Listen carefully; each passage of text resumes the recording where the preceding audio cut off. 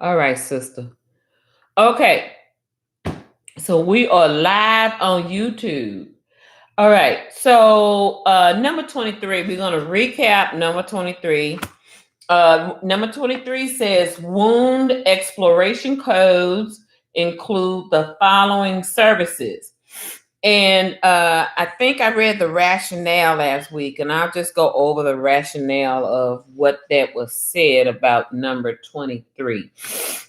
Give me just a minute. Okay. So the correct answer is D. And the wound exploration codes are 2100 through 2103. Directly above these codes are the wound exploration coding guidelines. Guidelines state that the following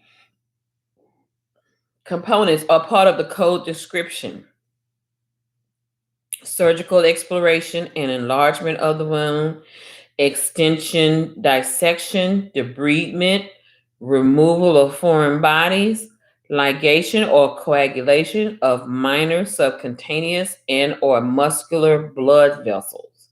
Okay, so that's what this is all about. Wound exploration codes include the following services. So wound exploration codes include exploration, enlargement, debridement, removal of foreign bodies, minor vessel litigation, and repair. So if you go in the CPT book, the CPT book is going to show you from the very beginning those subheadings, and it's going to tell you what all the category 2100 through 2103 includes. Okay, all right. Now, let's go on to number 24. And I want you to read for me what is number 24 saying. Are you going to send it to me, or I don't think I have that number. Oh, you don't have the work? Let me see, unless that's what you sent on the email. Let me look through the email. Hold on. Because I'm going to send you the rationale a little later. Just remind me.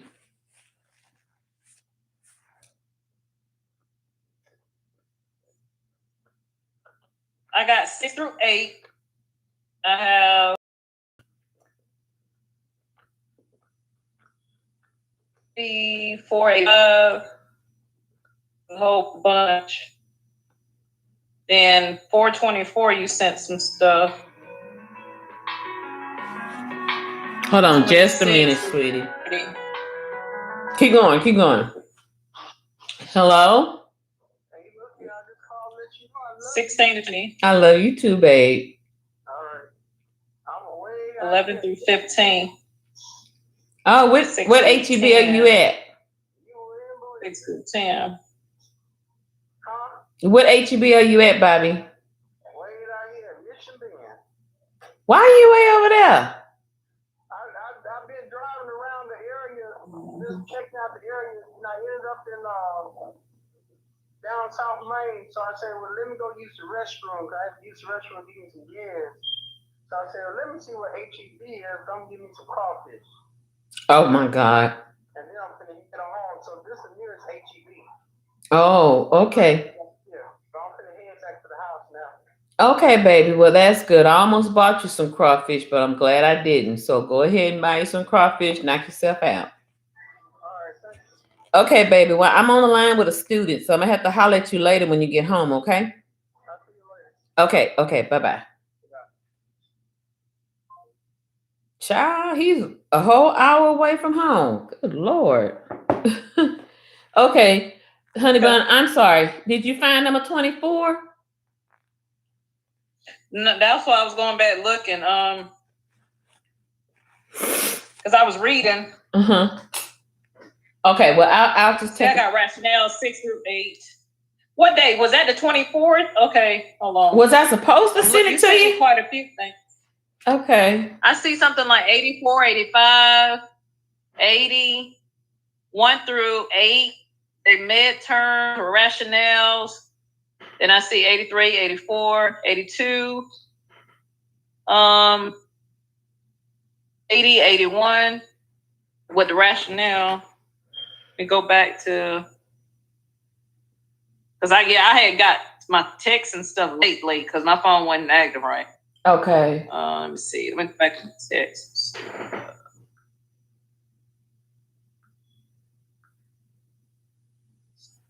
Okay, so spinal vein, that's the diaphragm you gave.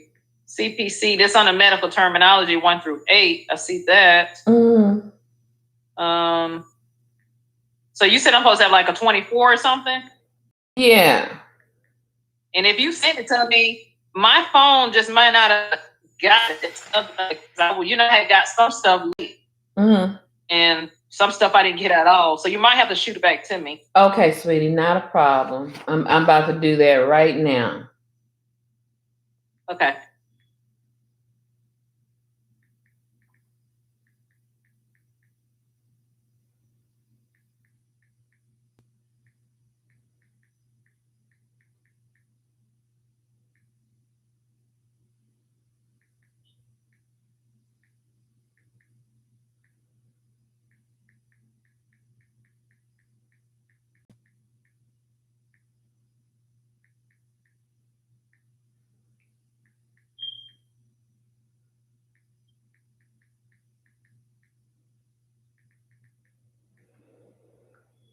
Okay, baby. Uh-oh. I meant to.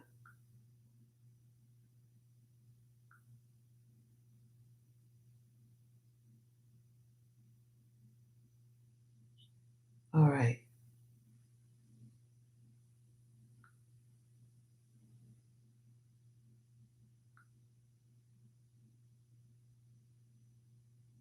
Okay, I'm sending it to you right now. I'm waiting for it to go through. Okay. Okay, it just left my hands to go to you, so you should be getting it soon. Okay.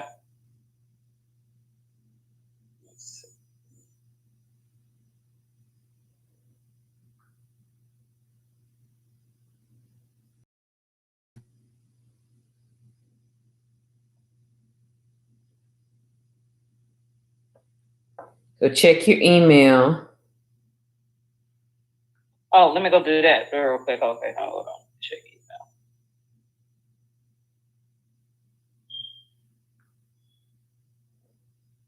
Oh, all right. I see the email 21 through 38. Mm-hmm.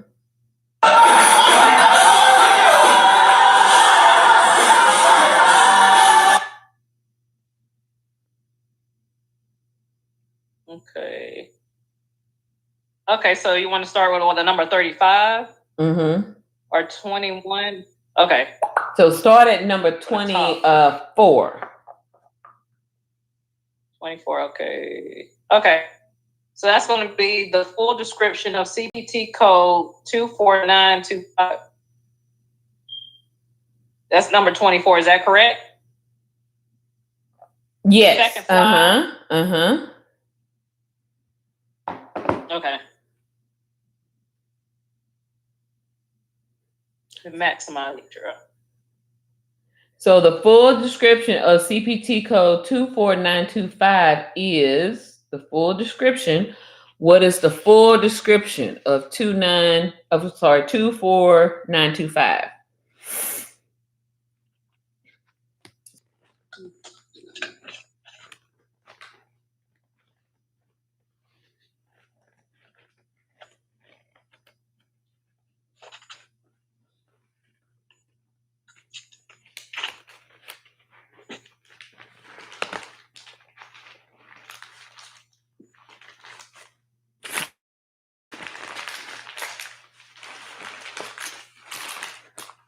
249. Mm-hmm. 249. That's 249.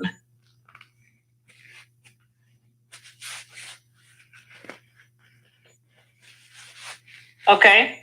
That's under amputation, which is secondary closure or scar revision. Mm-hmm.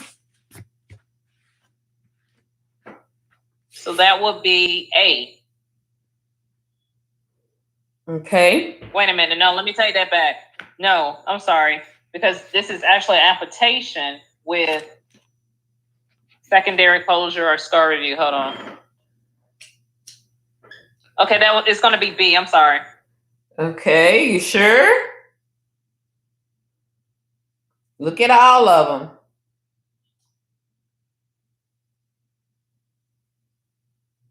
Look at all of them.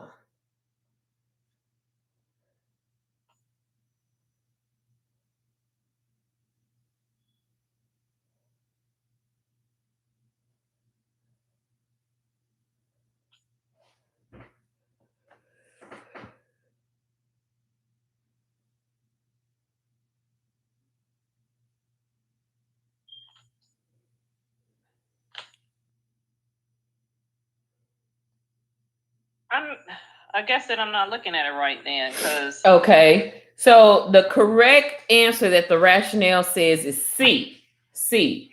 So go back and look at C and match what it says. Does it have amputation? Okay. Yeah, I found that part, but then does it say arm through humerus? I guess, well, arm and humerus is 24900. So I guess the whole entire section would be under that. Okay. Does it say secondary closure or scar revision? It says both of those, secondary closure or yes, or scar revision for that code. Yes. Mm-hmm. Does it say anything about primary closure? For the 24900. Now, okay, let's talk about this. Okay, because 24900 mentions about a humerus. Mm-hmm. And will that mean that it's only relating to the humerus part? Is that whole section is what I'm asking? Okay. Is that what they're gonna mean? 2, 4. That's what I need to know. Okay. So 24925.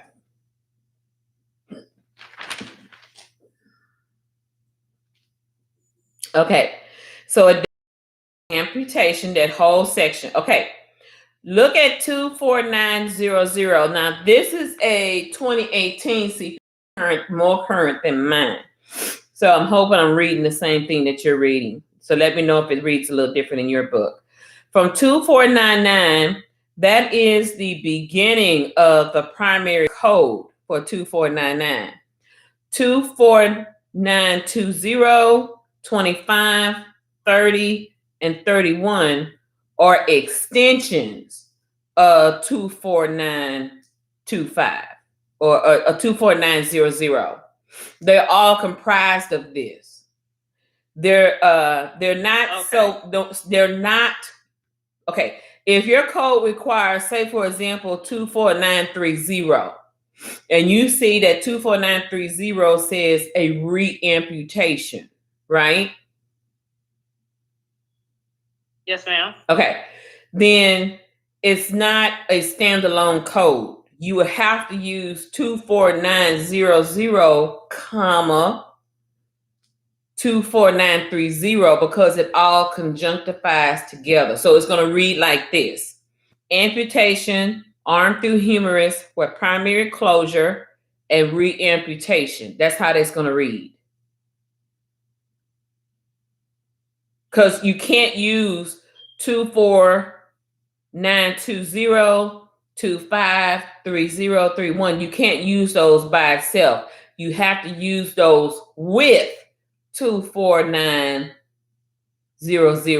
Do you see what I'm saying? Because 24900 is the beginning of the write-up of the different amputations. But you have to, and all that 24920, all it does is specify what type of amputation. That's all what it does. So you would have to use the beginning one and the one that's distinctively speaking of the procedure. Are you getting what I'm saying? Yeah, you said it's extension from the humerus part of the amputation.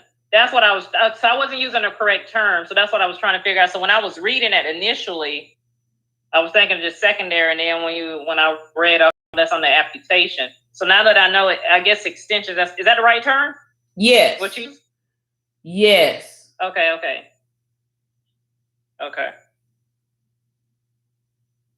Okay, so I understand now. Okay. So it's saying that the rationale says that C is the correct answer. So you have amputation, you have arm through humerus. You got that. You have secondary closure, which is part of that, or scar revision. Okay, speaking of that, now it would throw you off with primary closure. Now, I would naturally want to say it's D because it also mentions with primary closure, it also mentions that. So I'm going to make this a questionable one that I'm going to talk to them about. Okay. The authors. Questionable. Should be D instead of C. Okay, because it does speak to the primary closure. But wait a minute. Oh, okay. Look at the semicolon in your book. Look at 24900. It says amputation, correct, comma, arm through humerus. And arm through humerus can include, which is a semicolon. Semicolon means include ingredients that is. Okay? So even though primary closure is part of that sentence structure, but the ingredient for 2429 is not that. So you take with primary closure out and replace it with secondary closure or scar revision. So it should read like this: amputation, arm through humerus, secondary closure, or arm revision, because you're acknowledging the 24925. You're removing the with primary closure because it's standing right next to a semicolon.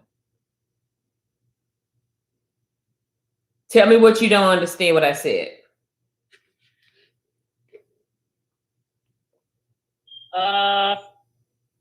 No, I get it now.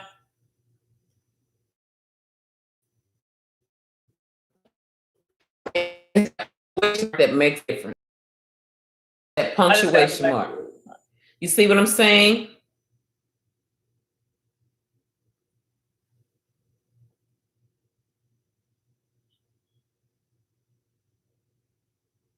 Is it making sense, sweetheart?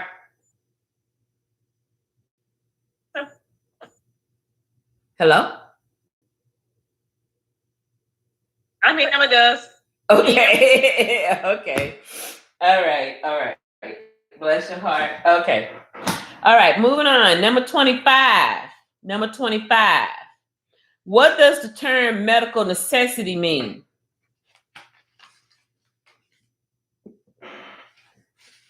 What does the term medical necessity mean? Excuse me. You have A, permissibility or death. The service requires treatment. The patient justifies the service provided. The care provided met all standards.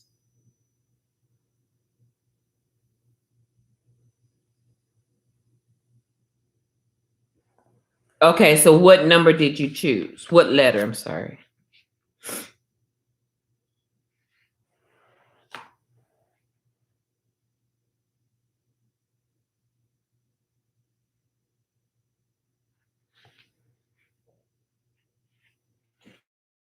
Did you choose the letter, sweetheart? Make sure I'm going to pick the right.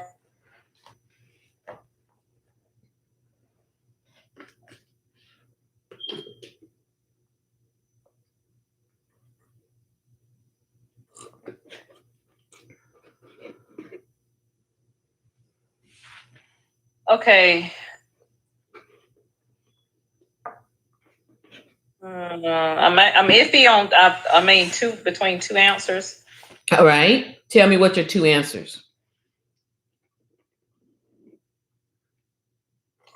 Thinking B, C. Okay, so let's look at D. Let's look at D, and let's. I looked at D for a second, but go ahead. Okay, you looked at D for a second, but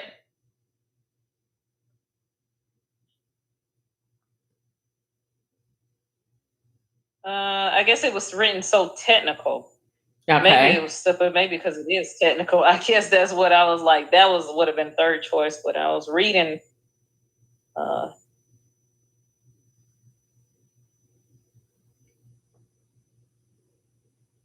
the answer is D. The care provided met quality standard. Condition number 4. It speaks about how to judge the standard, but the answer is not D. Oh, it's not that. Okay, so I wasn't feeling D.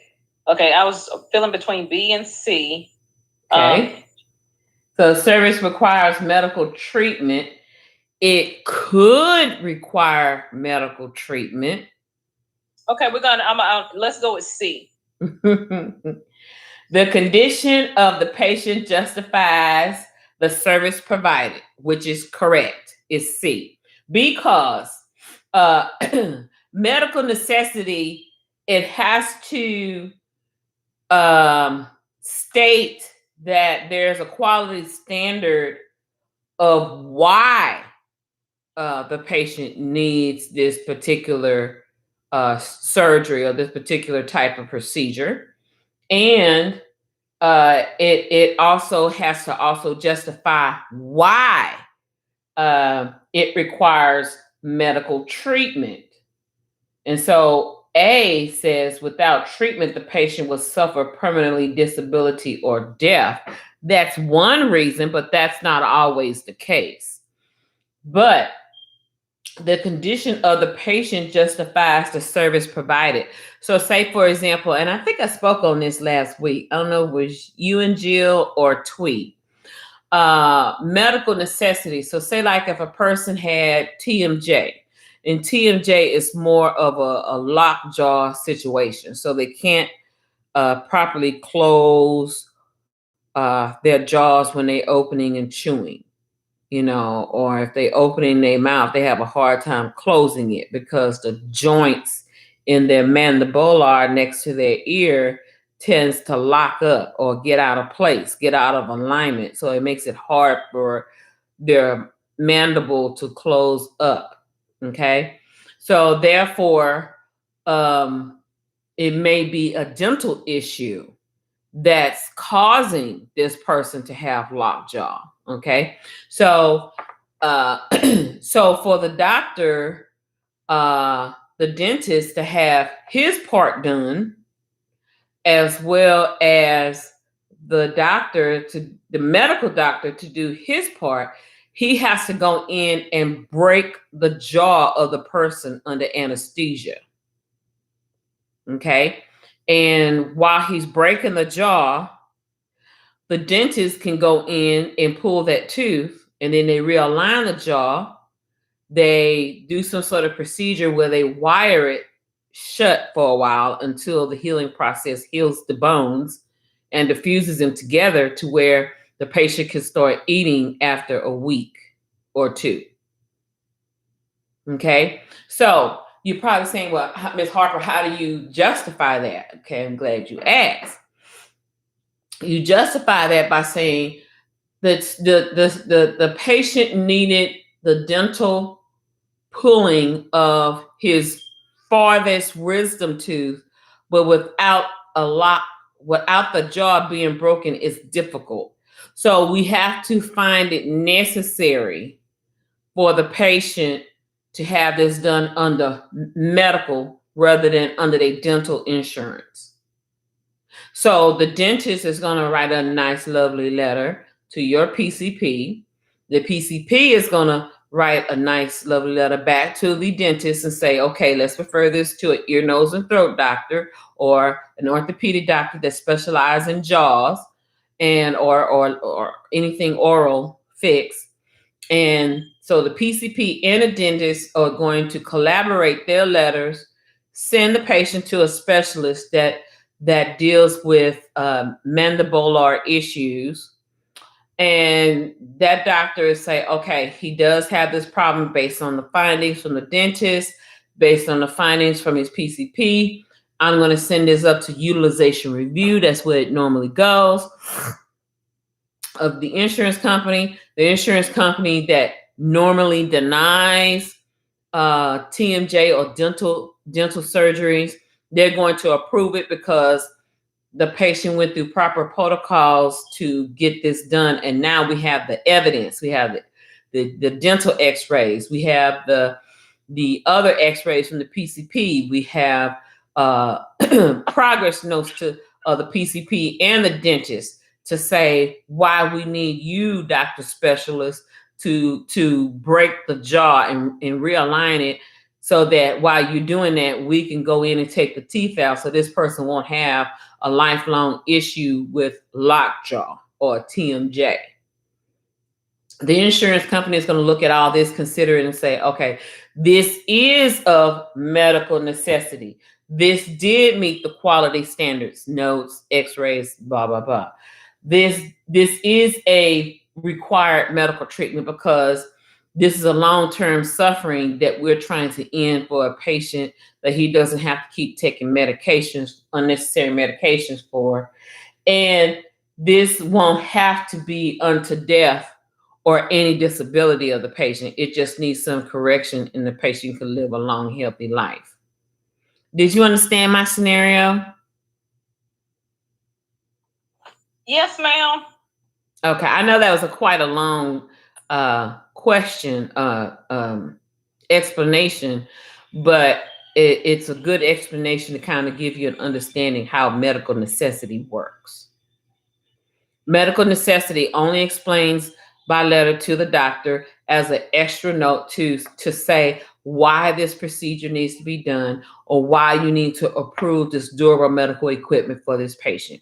Because this patient is end-stage renal disease, she's anemic, she easily gets tired, she loses her balance. Yes, she needs the scooter.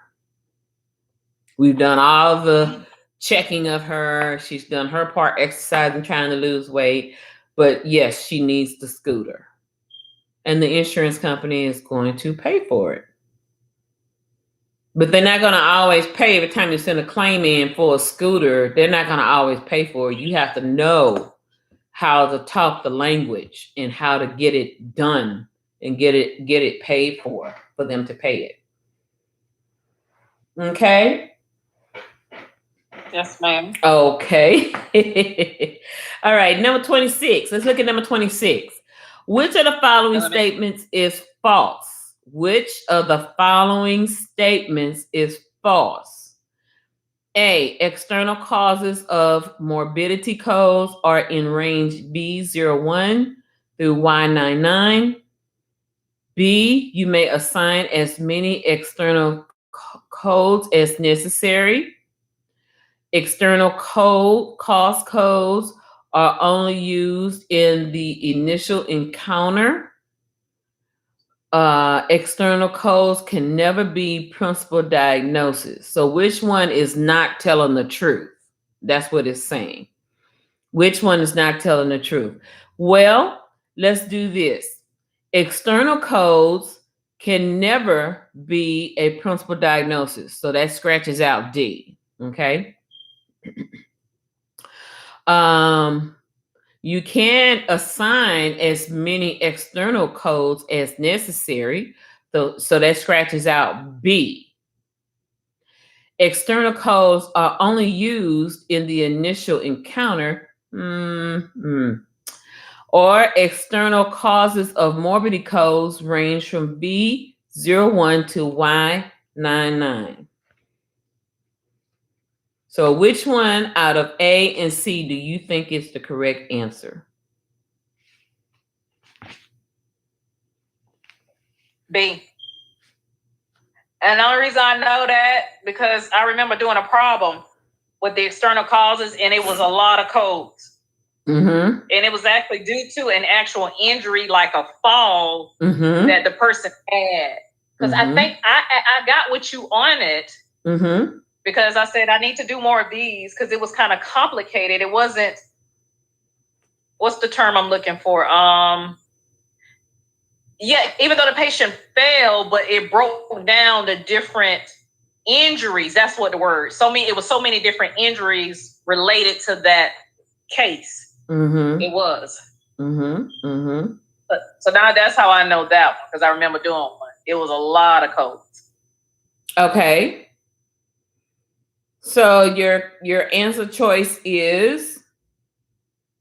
But V codes and Y codes, I mean, could be that too. Let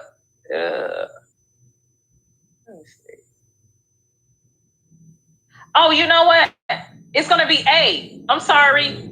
Because B is true. It's got to be false. I'm sorry. I got it. A. Okay. It's got to be false. The answer can't be true. I was doing the opposite. True. Sorry about that. Okay. So it just hit me. Okay. So actually the answer is C. Really? Wait a minute. External codes are only used in the initial encounter. Oh. It says the ICD-10 guideline I.C.20.A verse 2 instructs coders to assign an external cause code with the appropriate seventh character. So you have the initial encounter, subsequent encounter, or sequela for each encounter. So option C is false. Okay. Let's see here. Let's read it again for understanding and clarity. Instructs coders to assign external codes with proper seventh character. Initial encoder, subsequent encounter, or sequela for each encounter. So option C is false. And option C says external codes are only used in the initial encounter. Okay, so that is wrong. You can use the seventh character. So if the seventh character is let's use B0109 XC, then C would be sequela, or XB. B would mean subsequent encounter. Or XA, X would be initial encounter. That's what they're saying in those regards. Okay. So that one is not a true statement. That's what they're looking for. So, questions like this, when it says which of the following statements is false, you want to simplify it and say which of the following statements is not a true statement. Which one is not true? Is how you want to look at it. We know that D is true. We know that B is true. And we know that A is true. But C is not true, because you can use external codes as an initial encounter, subsequent encounter, or a sequela. And remember, we said sequela means late effect. Okay. let me continue with the rationale of 26. Did you send me the rationale to that, or?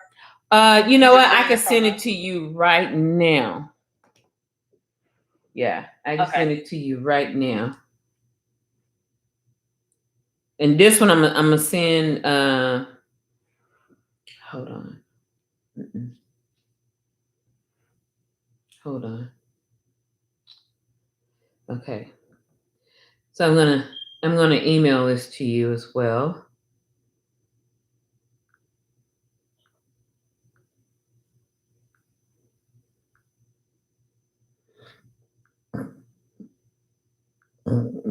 Excuse me.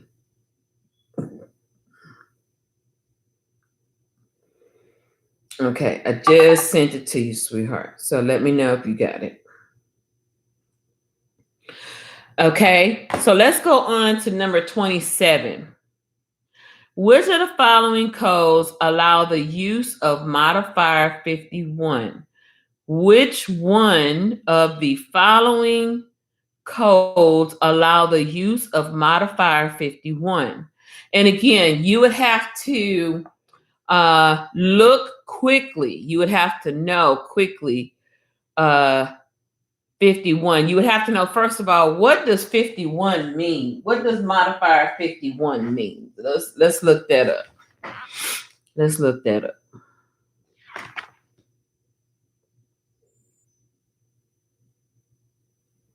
Multiple procedures. Okay, so modifier 51 means multiple procedures.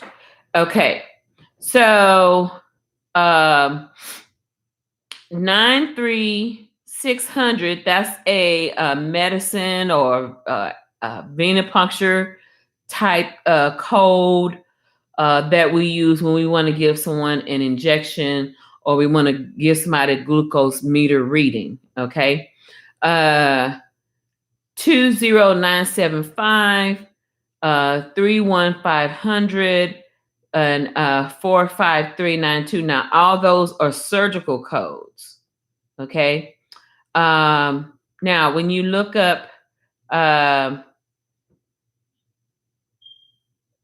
it says here, I wrote a note to myself. So it's not listed in the 2021 CPT book. Okay.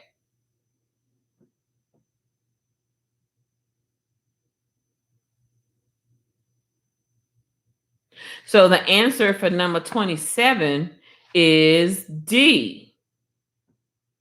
31500 is not listed in the CPT book. However, 45392 allow the use of modifier 51. So go to your CPT book. And again, my CPT book is old. It's a 2018 book, but I still use it for teaching purposes, even with the rest of my students. So let's quickly, because I want you to pretend like you're on the clock taking the test. So you're going to thumb through your book quickly. And you're going to modifier 51. I'm on the modifier section. It's under Appendix A. Oh, good. I knew it was something to that. I couldn't remember. Hold on.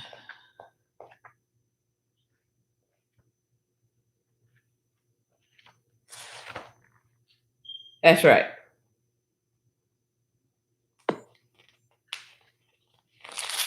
Oh, yes. That's right. That's right. Very good. Very, very good.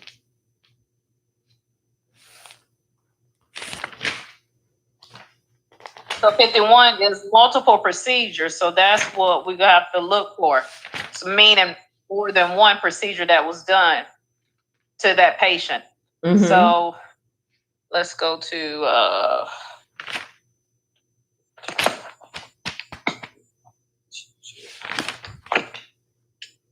okay. So under Appendix A, multiple procedures, and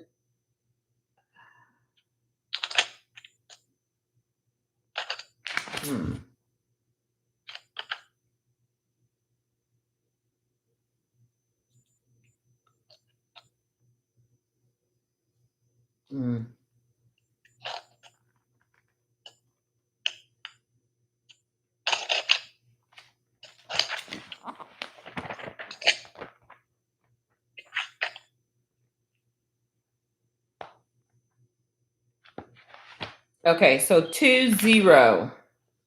I'm still on that. That was good that you found that in the back. I forgot what our discussion was on that once before.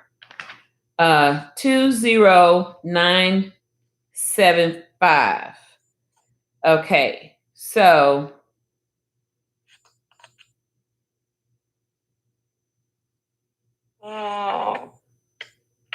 okay, 20975 is invasive operative, which is under other procedures.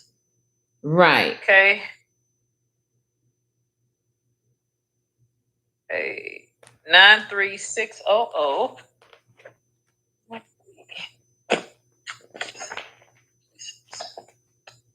Okay.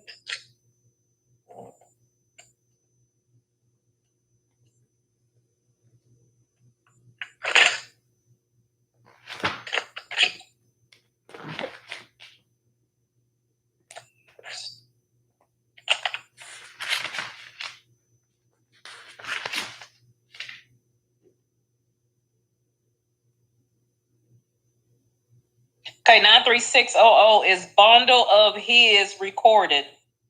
Is what that is. And above it, it says modifier 51 should not be pleaded in 93600 through 93603, 93610, 93612, 93615, and 93618. So I need to go back to my my answer for so you can't use 51 with these codes. Let me see if any of them under 93600. So it will not be B. I can't use it for that one. Hold on, some more. So that eliminates that one. So we can go with the other one. So it's not going to be B. And I think I read out A. And from what the term I read, it didn't seem as if it was. So let me go with C. Okay, 31500. Hold on just a second, because I got a time management for Miss Harper. Yes. Yes.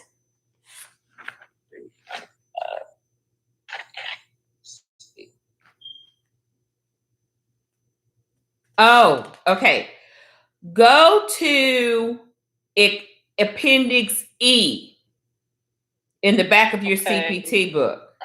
That's going to shorten everything. Again, we got to get familiar with every page and just about every page in our CPT and ICD-10 books. But look at this.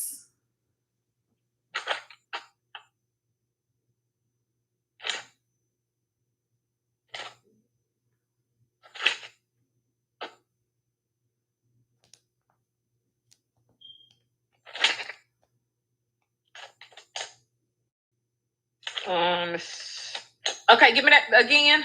Okay, that term? Appendix E. Appendix E. E. Okay, I can remember. I know she said some appendix. Okay, B. Okay. And that's why we need to get to know all the pages of our books, become familiar with it. So when we're under that time management taking that test, you can quickly reference to it. Yes, ma'am. Okay, Appendix E. Okay, summary of CPT codes exempt from modifier 51. Oh. All right. Let's see. 45392. I don't even see that one on that list. Okay. Okay, 31500. I don't see that one either. 93600. That's on there. Okay. 20975. Okay, so A is on that list, and so is B.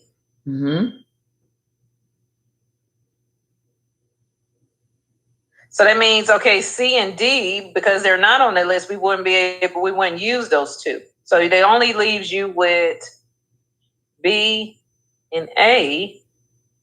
Wait a minute, which one was? Someone was about bundle of his. Which one was that one? I'll have to go back and look one. Okay.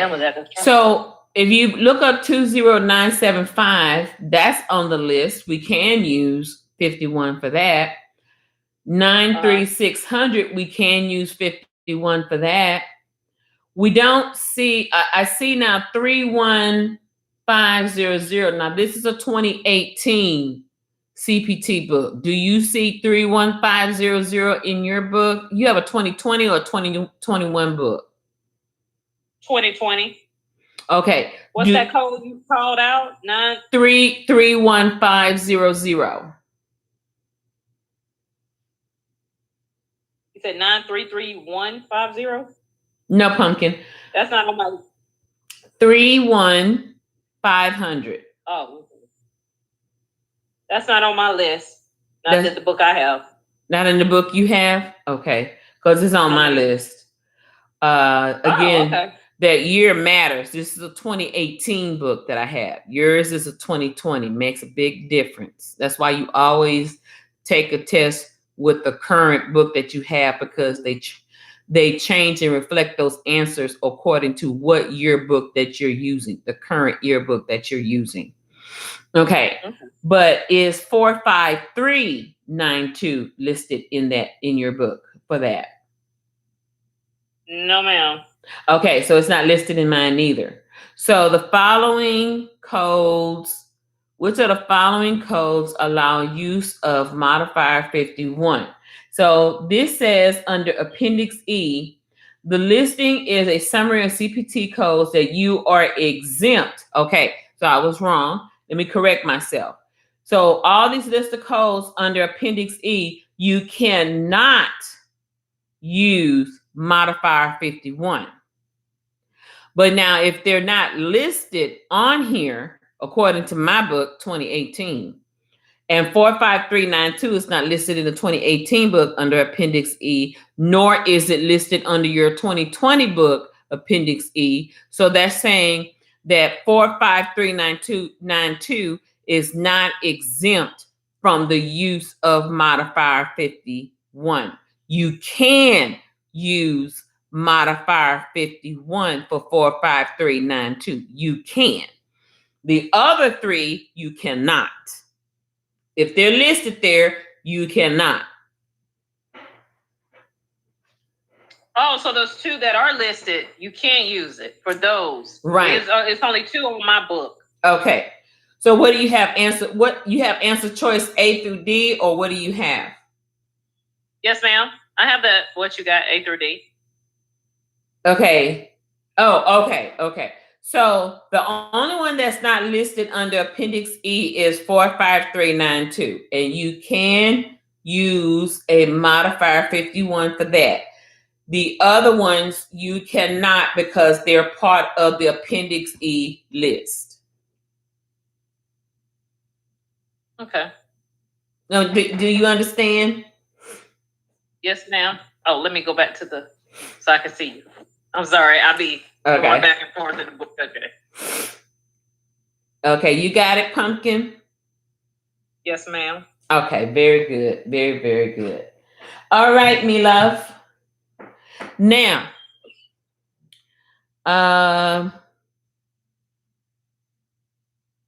number 28.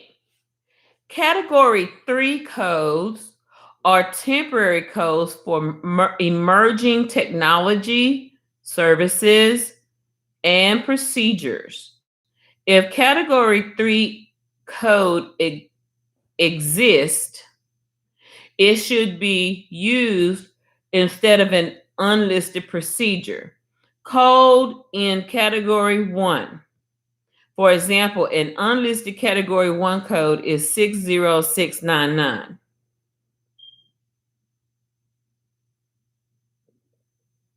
So is it true or is it false?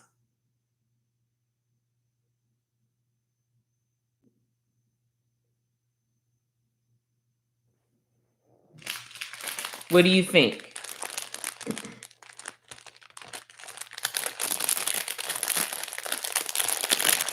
I'm eating my Jersey Mike cookie.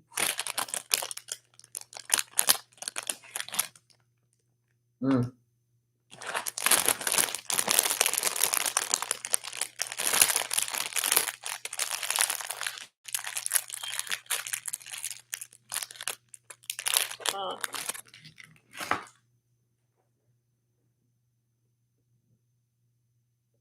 I remember seeing the category 3 somewhere.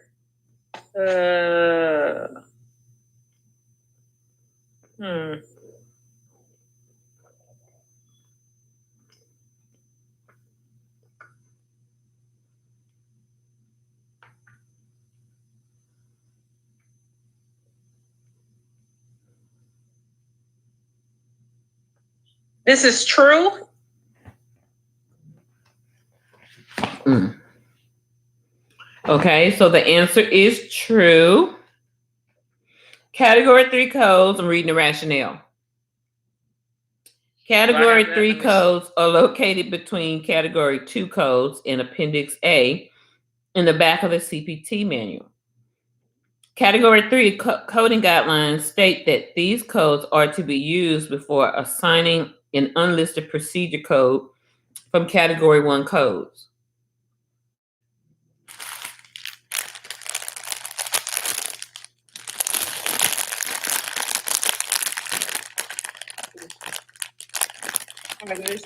Right, okay.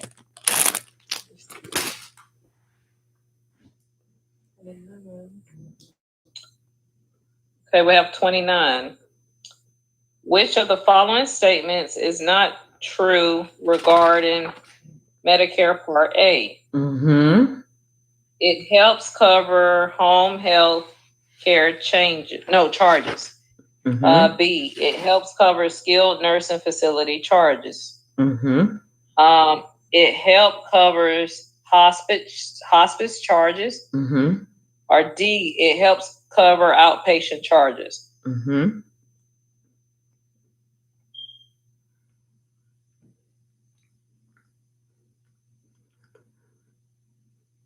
Not true.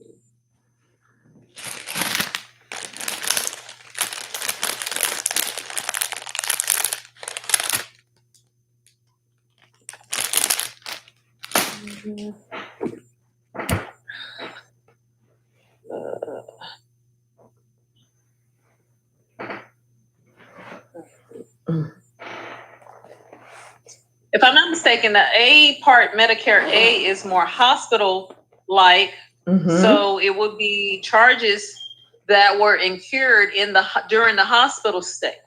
B is more the other, which is more outpatient medical, because there's so many different Medicare. So hospital-based, home health care charges.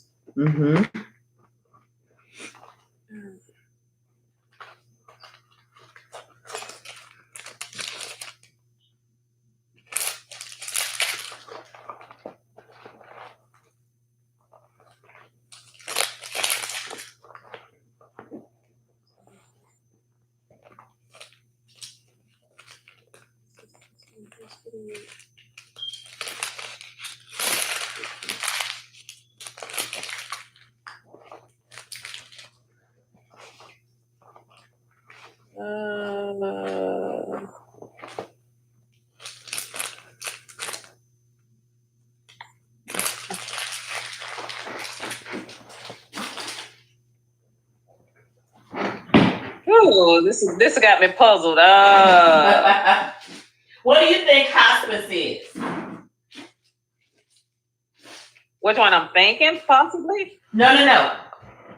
What do you think hospice is? What do you think hospice is? That's end of life care. Okay. But you could be in a facility. That's the thing. Well, some people at home, some are in a facility. It depends on, I guess, physician, where patient lives, stuff like that. So to me,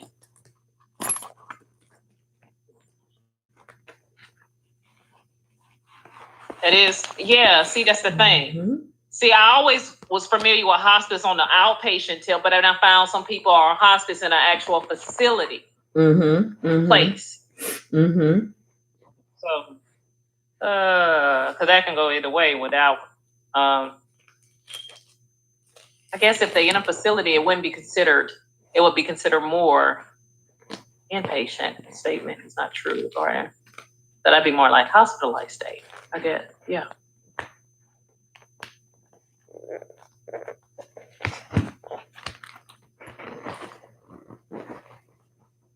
I guess what we could do is C. Okay, because skilled nursing facility, home health care charges, outpatient.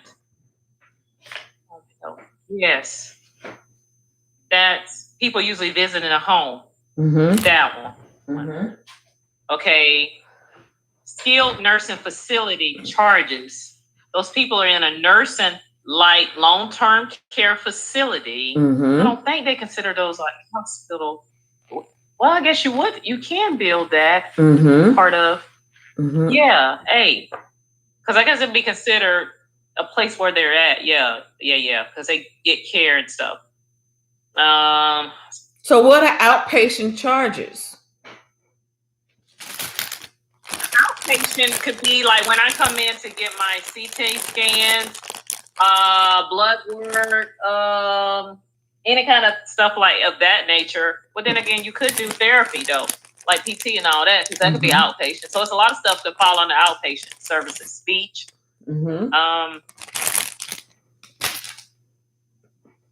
I guess it will be.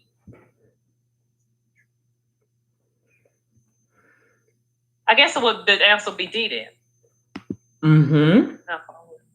Okay. So yeah, that one had to give me. I had to do more thought to that one. Because of all those are medical based things, but I had to really think of this one. This more critical thinking, I guess you could say that, because I was thinking, wait a minute. I have seen hospice be on the inpatient stay, so I had to keep thinking, like, wait a minute. Okay, let me go. Yeah.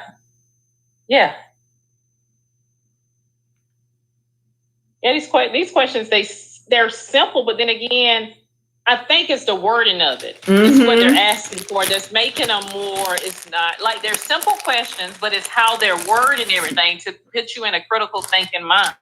Yes. It's not that the difficult questions, it's how they're wording it to make you really think, like, they're not making it easy for you. I can tell you that. If you just go in that first instance on hospice, you're just going to think about hospice, patient at the home, don't go see no doctor, end of life care. But they actually do have hospice places that people stay at. But most people are not familiar with that because they put you on a hospice at home. I had to learn about that too. So I wasn't familiar with that at one time. With your auntie? Yeah, with somebody else. Yeah, that's when I learned, because I was always familiar with hospice, like at the house, end of life at being at home, because that's what most, I guess because I'm from a small town and they don't have that kind of facility. So you're going to have to be at the house, basically. Like where you're a bigger place, y'all probably have that there. Right. That's right. So some of these questions would really do that, especially if you're not from big places like that and you haven't seen that and familiar with that. Yeah, these questions would really be tricky for you. See, it took me some thought on that one to break stuff down. But the best thing about it is that you got it.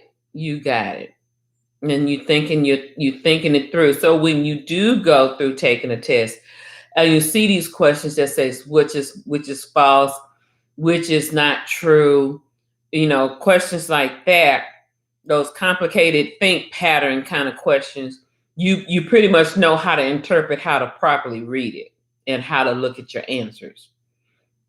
So it's good now. What you and I are doing, this is actually helping. Praise God. Thank you. Praise God. Amen. Oh, well, thank you for saying that. Okay. Number 30. I want you to read number 30. Okay. It says, which of the following is not one of the three components of HIPAA that is enforced by the Office for Civil Rights? Mm-hmm. Okay, A, protecting the privacy of individually identifiable health information. Mm-hmm. B, setting national standards for the security of electronically protected health information.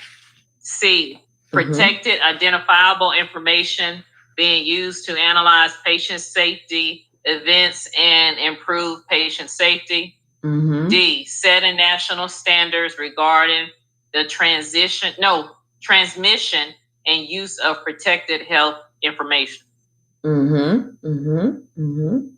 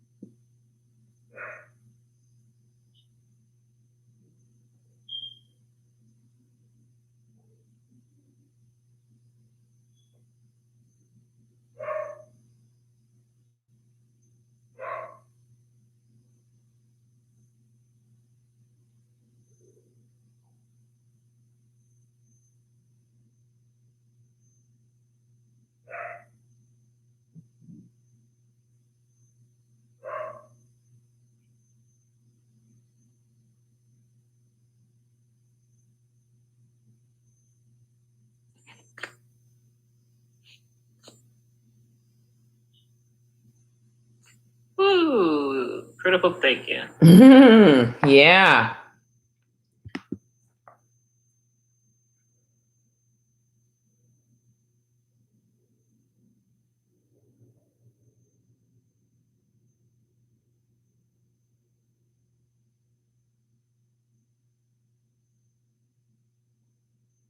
Okay, how about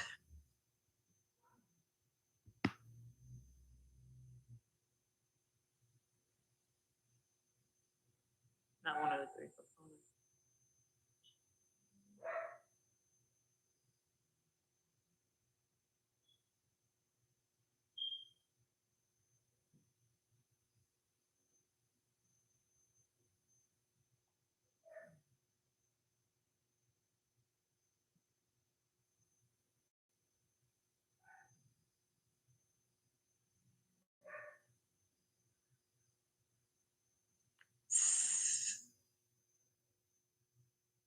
Okay, C.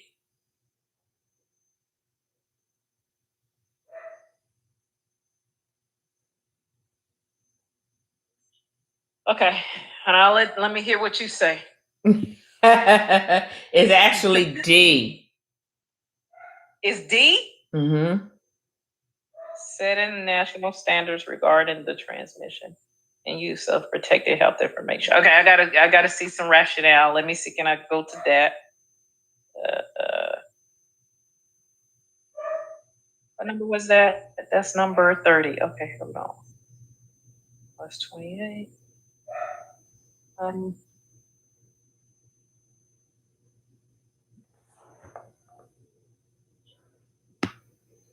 Yeah, man, I guess I don't have the rationale to 30, do I? No, I can give it to you. Did I give you the other ones already? Okay, or you could just read it to me. I got some. I have the last one, 23 through 28. Okay, so let me send you this. I'm gonna email it to you. Okay. Give me just a minute.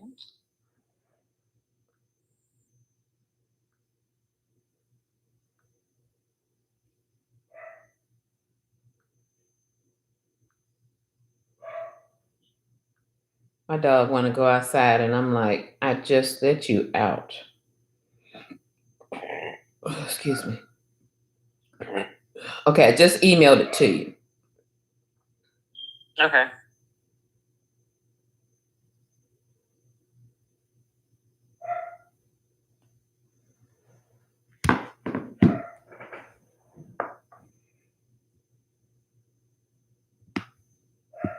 Let me check the email real quick.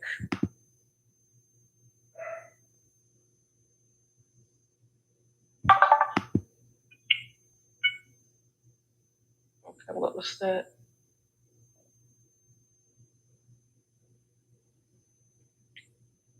Let's see. Okay, I think I just got the email. Be delayed. Okay.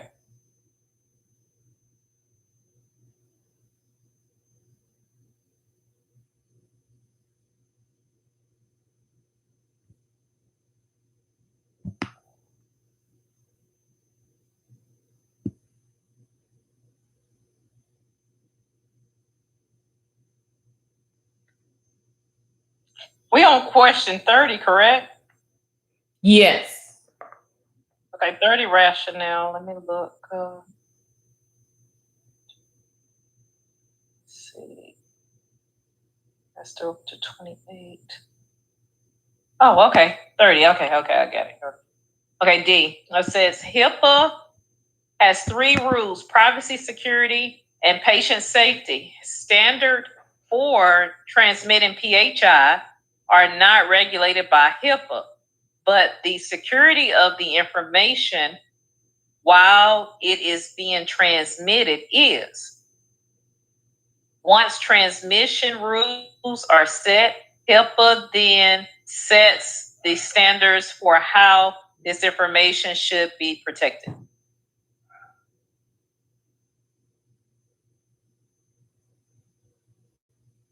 Okay. Do you understand what was said, Pumpkin? Yes, ma'am. So it's not necessarily it wasn't the rules. It's how it's being where did that was an email. Hold on, I gotta go back to the email.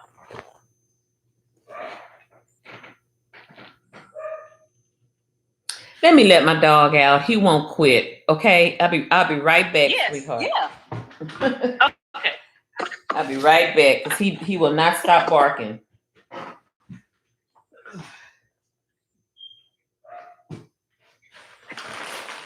Give me some more to drink while I'm at it.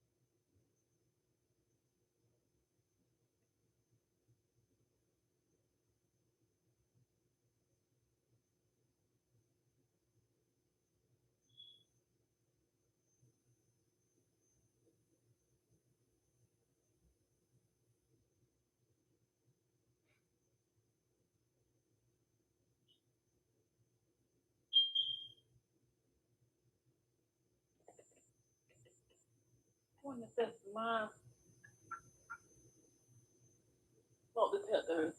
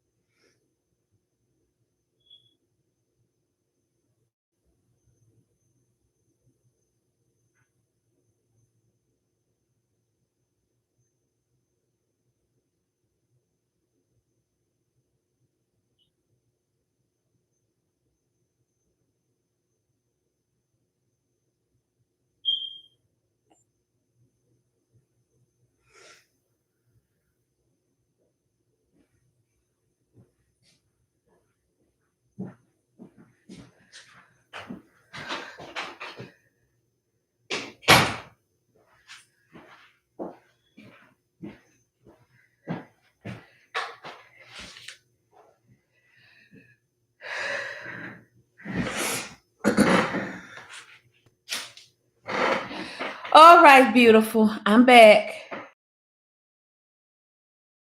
I let my dogs outside with those clouds out there. It's so dark. It's gonna rain, but they got cover. They got 4 dog houses out there. So if it start raining, they just gonna have to take comfort in getting one of those dog houses until I'm ready.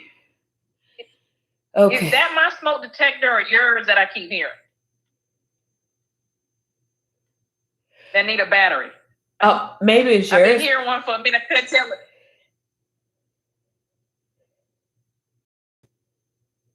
Is it a chirping sound? Yeah, it sounds like the smoke detector battery is like dead, need a new battery. That's what I'm hearing. Okay, we do have that's what mine sounds like. It may be mine because I do have a smoke detector in my room, and sometimes it does chirp. I just need to tell my husband he needs to investigate them. Okay. Yeah, so it may be mine, Pumpkin. We've been here going on 6 years, so it's probably time, and it's a brand new house. So it's probably time. I wouldn't doubt it, but I'm gonna have him to do it since he's taller than me. And he can reach better than me. So, all right, sweetheart. What number did we stop on? I'm out of breath. The protected health information one, which is 30. 30. Mm-hmm. Okay, baby. Okay. All right. So did you get a understanding of how that answer came to be?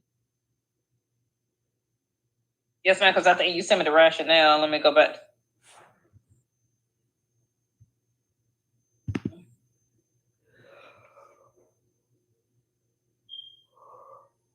Yeah, they're talking about more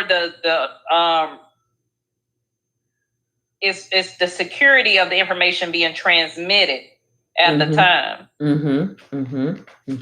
Made it what D. Okay. Okay, and then it says, but the security of the information while it's being transmitted is once transmitted, transmission rules are set. HIPAA then sets the standards for how the information should be protected, such as encryption. Right. Okay. Exactly. Okay, me love. Let's go down to number 31. Let's read number 31 and see what your thought process is on that.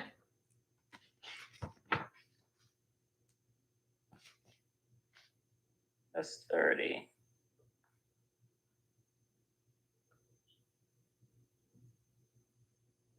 That's 31 with the answers. Let me just find 31 without answers.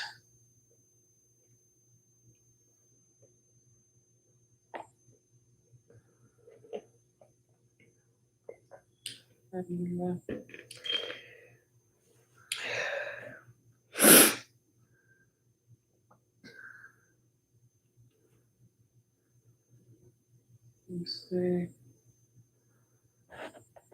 To get to 31. I think I just only had it with the rationale. Hold on, let me look. Let's see. 5. That's 30. Said 31, right? Mm-hmm. Okay. All right. Here we go. I got it. Okay. What is the correct ICD-10 CM codes for malignant hypertension with stage 3 kidney disease? Mm-hmm. So we'll have to go to the ICD-10. Mm-hmm. Okay. Now I'm gonna give you a shortcut. Okay. I want you to look up. Notice how A and C have same similar answers. They both have I-10, and then B and D both have I-12. So for your best time management sake, look at I-10 and see what that means. And then look up I-12 and see what that means. And then look up N18.3.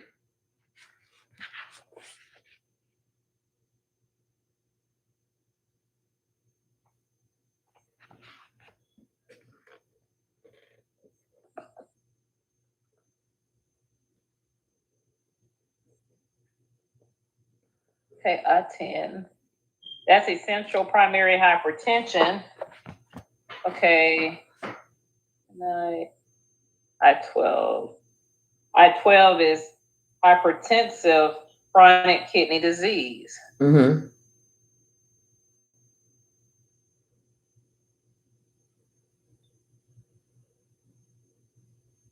So from the looks of it, then it will be either, we can eliminate A and C. It will be B or D. There you go. Now you're learning some shortcuts. Yes.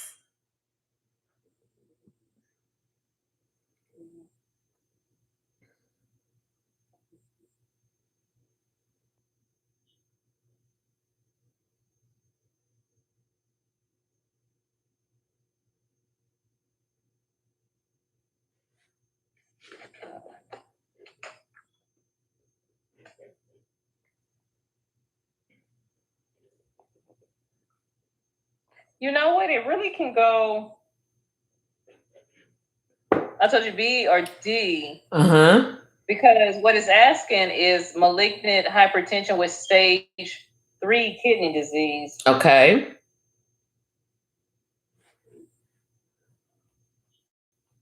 Stage 5.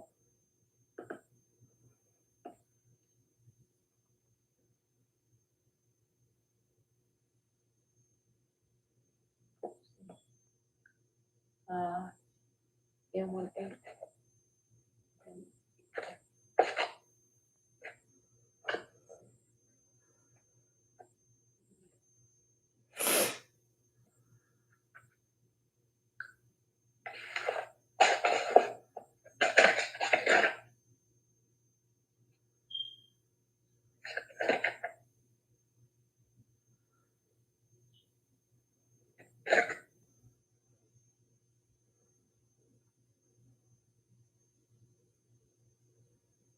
Okay, so we're going to go with,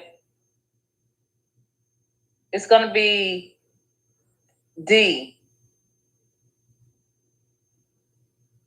Because your first diagnosis is going to be the malignant hypertension with stage 3 kidney disease. So when I read the first rationale, it just only talked about the hypertension, the malignant one. But then you got to find kidney disease. And when you go under N 18.3, it has a list of different stages of chronic kidney disease. So I need to find out the one that's in stage 3, which is going to be the N18.3. Exactly. Which is moderate. Right. So you have to acknowledge the stage 3 kidney disease. You just can't use the I-12.9. You have to also acknowledge, even though it may have it within that, about the kidney disease, but you still separately have to acknowledge the kidney disease. Very good. Very good. Very good. Okay, let's move on to 32. Lucy was standing on a chair. I think we talked about 32 before, haven't we? Or how she fell? I think I've had you one that was like this. This is one of those external causes, those injuries, right? Oh. We talked about that, remember? Because it's usually more than one code. Yeah. Breaking it down. The external causes is what they call it. Okay. Lucy? Yeah, I remember talking to Twee about this. It wasn't you and Jill, it was Twee. Okay. So, but I do remember the other problem you talked about as well. I do remember talking to you about the other one. Okay, so Lucy was standing on a chair in the kitchen of her apartment, changing the light bulb when she slipped and fell. She struck the glass stove top, which shattered. She presents to the ER with a simple laceration to her left forearm that has embedded glass particles. Which sets of codes matches the situation?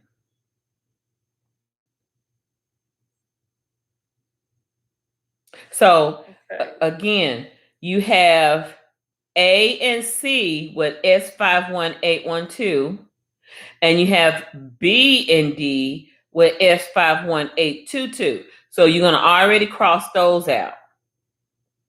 I want you to look up those two, and then I want you to follow up with W18, W25, and Y92. And then that's going to help you ration out all the rest of them a little quicker.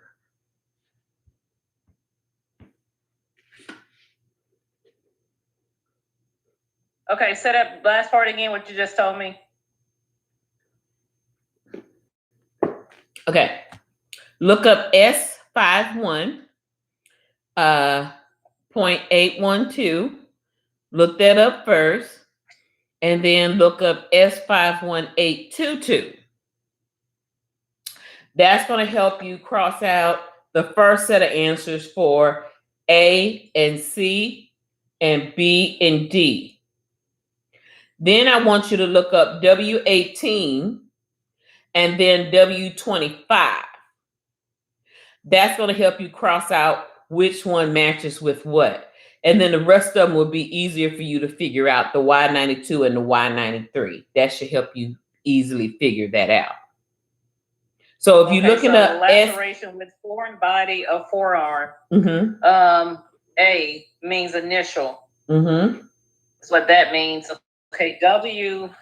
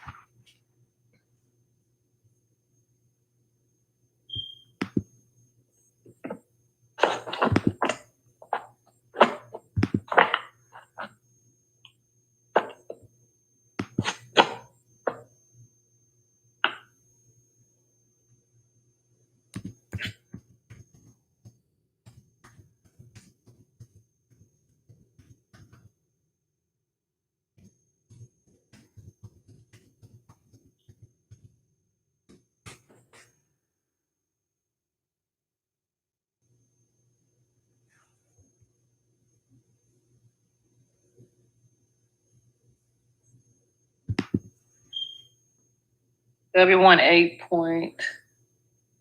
8.02. Striking against glass with subsequent fall. Is that the...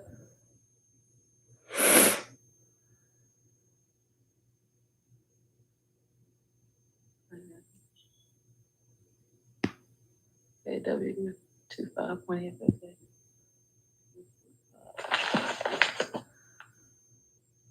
One,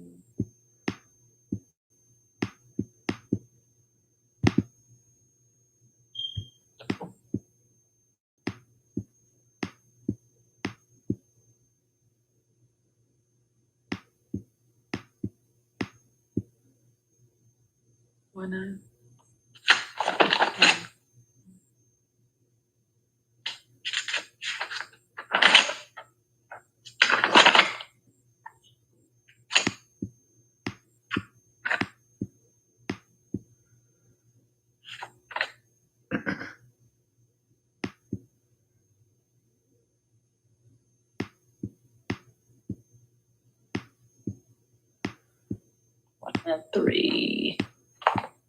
Let's see. 3.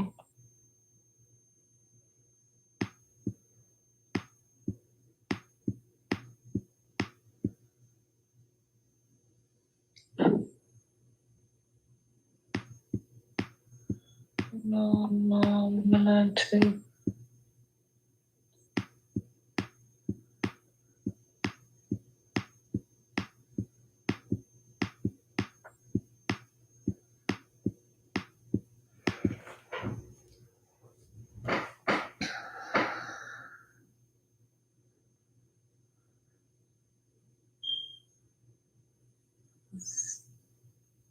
Did you hit the alarm again? Was it your? I think that is your alarm. Gosh, I don't really hear it. Unless it's mine. I got 2 in my house. It can't be this one right here unless it's my other one in my room. Yeah, it might be me. I'm telling you, and it probably is me. Okay. It probably is me. I just keep hearing it, so it might be me. Okay, Pumpkin, no worries. Okay. I'll change it in a little bit. Okay.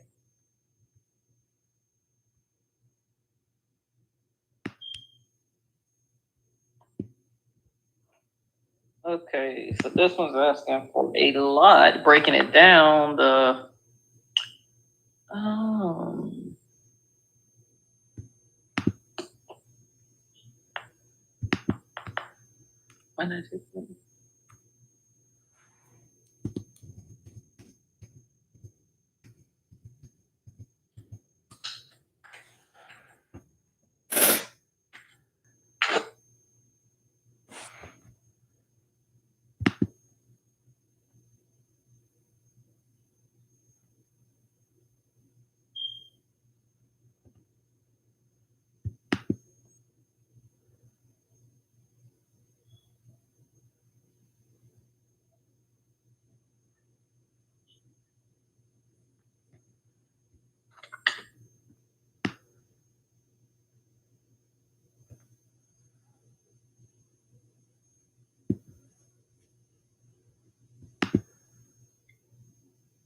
Okay, I'm spending too much time on this.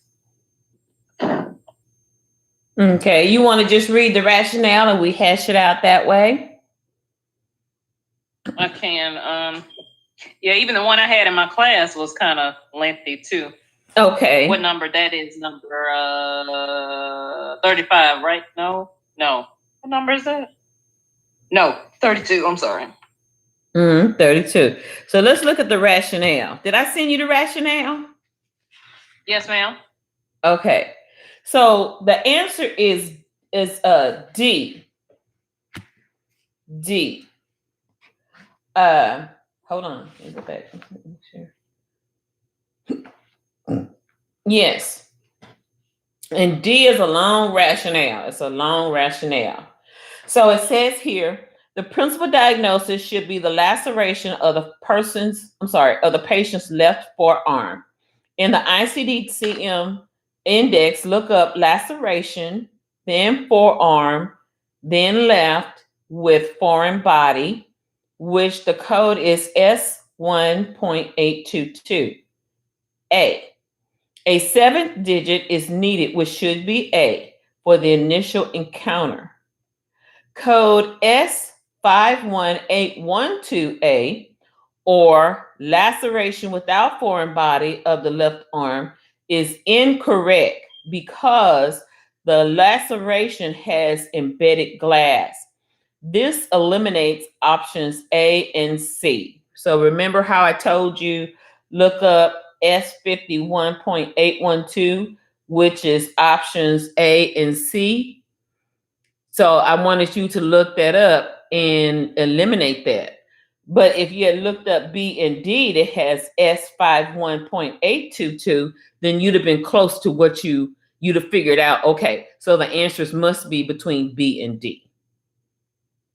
In the external cause index, look up fall, then falling, which is the same as accidental, from chair, which is code W07. So is W07 part of the choice in D? Yes, it is. Again, a 7-digit is needed, which is code A, which is A. Code W18.02XA, striking against glass with subsequent fall, is incorrect because the patient's fall occurred first and was followed by striking against the glass stove top. The answer is clearly D. To find the additional codes, look up contact with glass. It can also mean broken, which indicates W25. That's another external code. Again, the 7-digit is needed, which is A. According to ICD-10 CM guideline I.C.20.C, verse C, an activity code should be used in conjunction with a place of occurrence code Y92. So the correct answer requires activity and place of occurrence codes. You have to say where it occurred. So it occurred in her kitchen.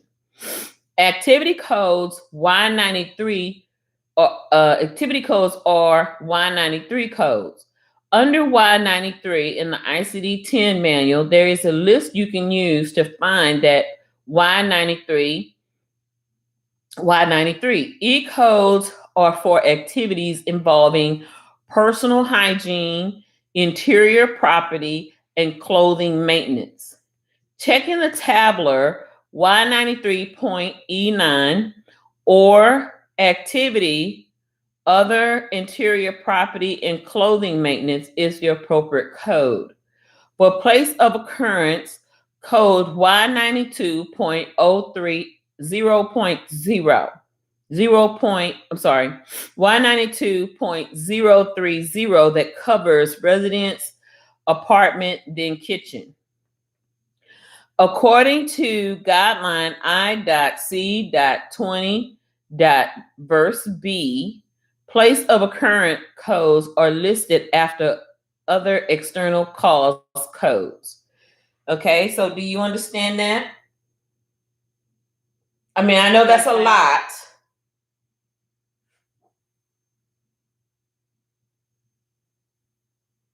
Yeah, the external codes, the one I did, it was a lot too. Okay. So that's something that we have to practice on and practice putting our eyes and our minds on so that we can better accomplish this. Okay? Okay. Okay, Pumpkin. Let's look at 33. We're just going to rationalize.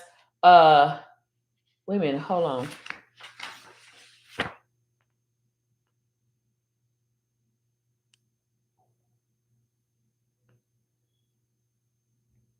Yeah, number 33. So we're going to rationalize number 33. So I want you to read the rationale for that. So you may go through there. Okay, 33. Mm-hmm. That's 32.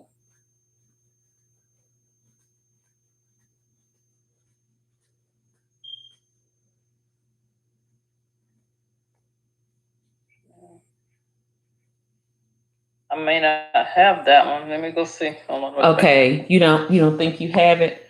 See what I do with my phone? Yeah, I gotta go back. Rationale with 33. We're on number 33.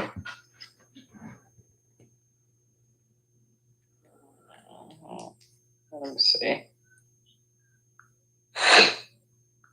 Okay. I sent you the rationale 29 through 32, right? Yeah, so I'm just looking for the 33 one. That's why I was going back, looking, glancing to see if I had that. Okay, you said 33? Oh, that's 32. Mm-hmm. I don't think I got no 30. No, I didn't. So I think I got to get you to send it to me, my dear. Okay. All right, sweetheart. I'm going to send it to you right now.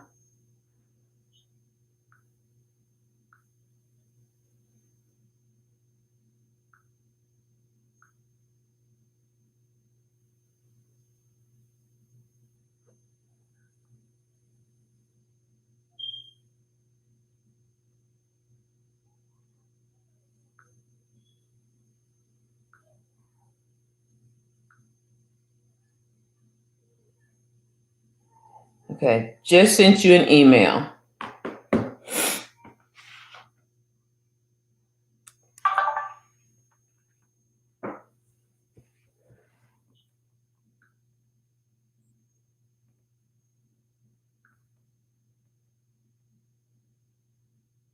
Okay, I just got that. Let me see.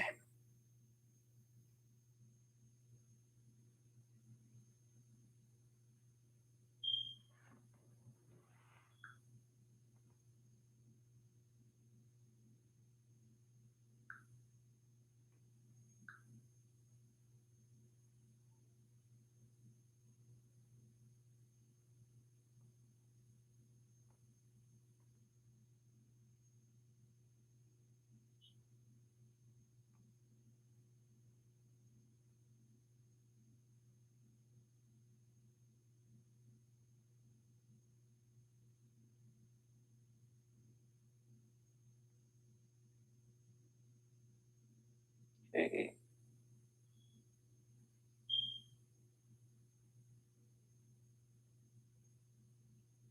Is this partial of 33 at the top? Not the whole entire? Oh, never mind. I see it. Okay, I got it. All right, my dear, I have it. All right. It's a long one, but we need to do it. Mm-hmm. Okay, they're saying the answer is B. Okay, burn codes require at least 3 codes. A burn code, a total body surface area code, RT 31 category code, and an external cause code. Mm-hmm. Burns codes have the following rules, which are listed at the beginning of the ICD-10 manual under highest degree. For example, for first and second degree burns on the arm, code only second degree. This is when sequence burn codes always list the highest degree burn. Code first and end with the lowest degree burn code. For example, when there are first degree burns to the face and third degree burns to the arm, list the arm burn first and then the face burn. For this question, options B is correct because its code describes the highest degree burn to each location, and the burn codes are arranged in the correct order, highest to lowest degree of burn. To find the codes for the actual burns, begin with the area with the third degree burns. In this case, the face and the thigh burns. look up burn/space and you will find burn/head. Burn head 3 degree and T203. Search for burns thigh 3 degree, third degree, and we'll find T24.319. The second degree burn are for the upper and forearm. In the index, burn arm points to burn upper limb, looking up burn upper limbs, multiple sites to code for both the upper arm and the forearm. You will find the second degree is T22.299. All of these need 7 characters, with the 7th character being A for initial encounter. The T31.42 TBSA code has the correct calculations when using the rule of 9, 4th digit burn to any degree. 9 times 5 equals 45. 5 area burn are head, arm 1, arm 2, leg 1, leg 2. 5th digit describes only 3rd degree burns, which are head, 9, leg 1, and leg 2. 9 times 3 equals 27. To find the code using the index, look up burn, extend 40 through 49% with 20 to 29%. 3rd degree burn, which points to T31.42. The external code correctly describes the bonfire incident in the external.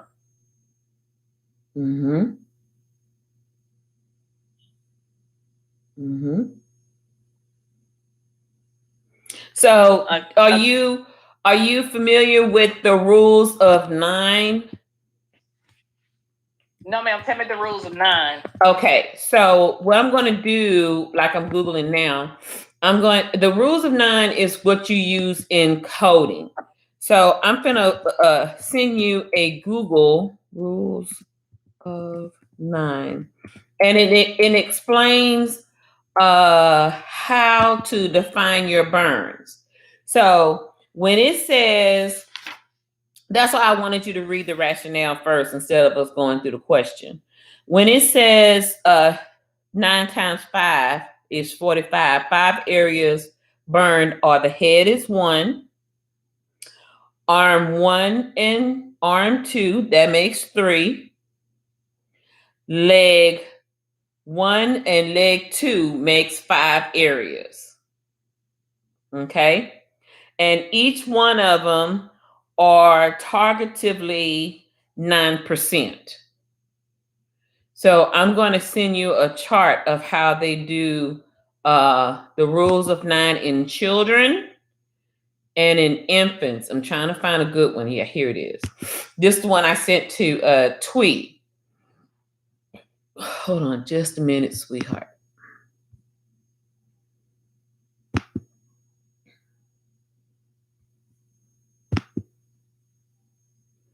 Okay, so today,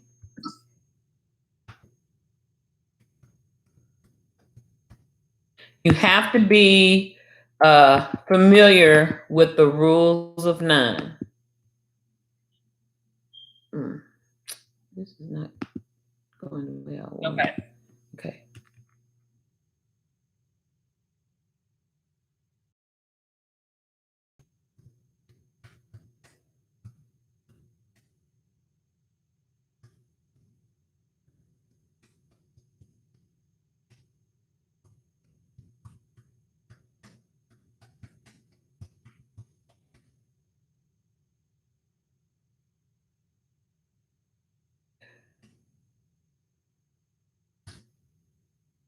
All right, so I'm sending this to you right now.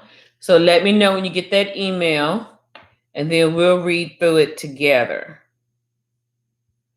And we have a burn facility here in Texas, in Houston, rather, where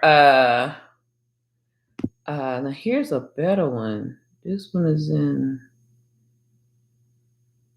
adult. Okay.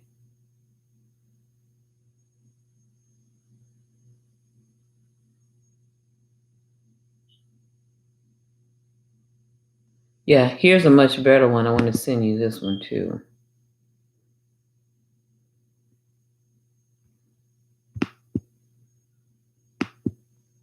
Okay.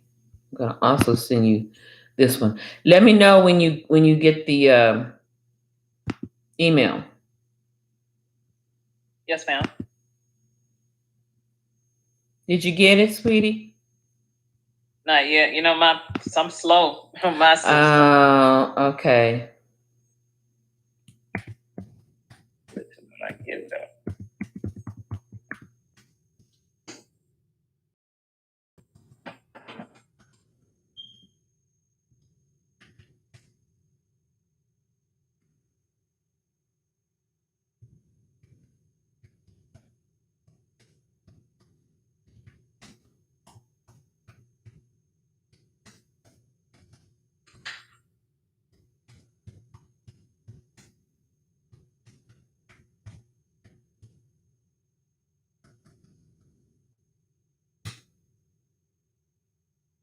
I'm sending you two different pictures. I'm sending you another link as well.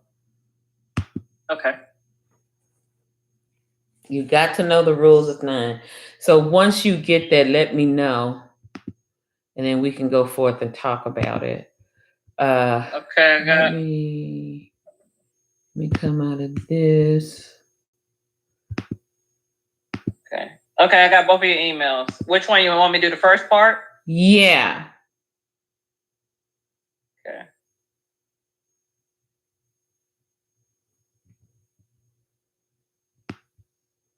Let me know which picture you're looking at. If you're looking at the ones with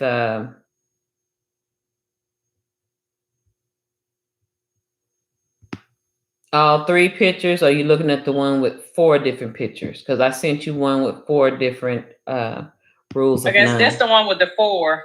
Okay, now that's total body surface area. Yeah, that's the one with the toddler, the small child, the teen, and the adult. So yes, that's what you need to be familiar with. I'm sending you one more. I'll put on here, read this, and click link for more details.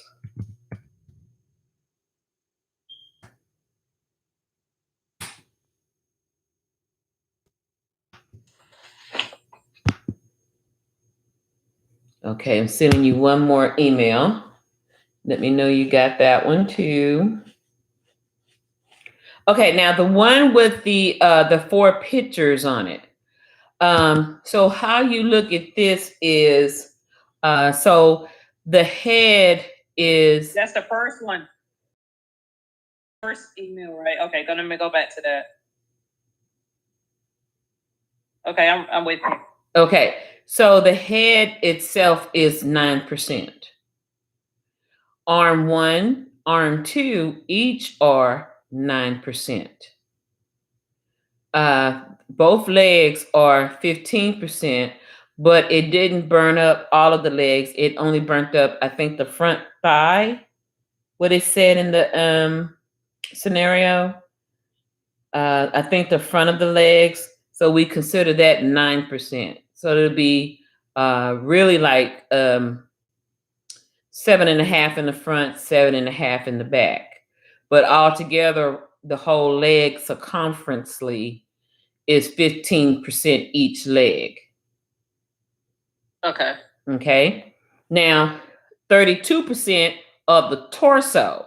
You see how they X off the arms? They perforated the arms, the neck, and the legs. The torso is 32%, but he didn't get burned in the torso area.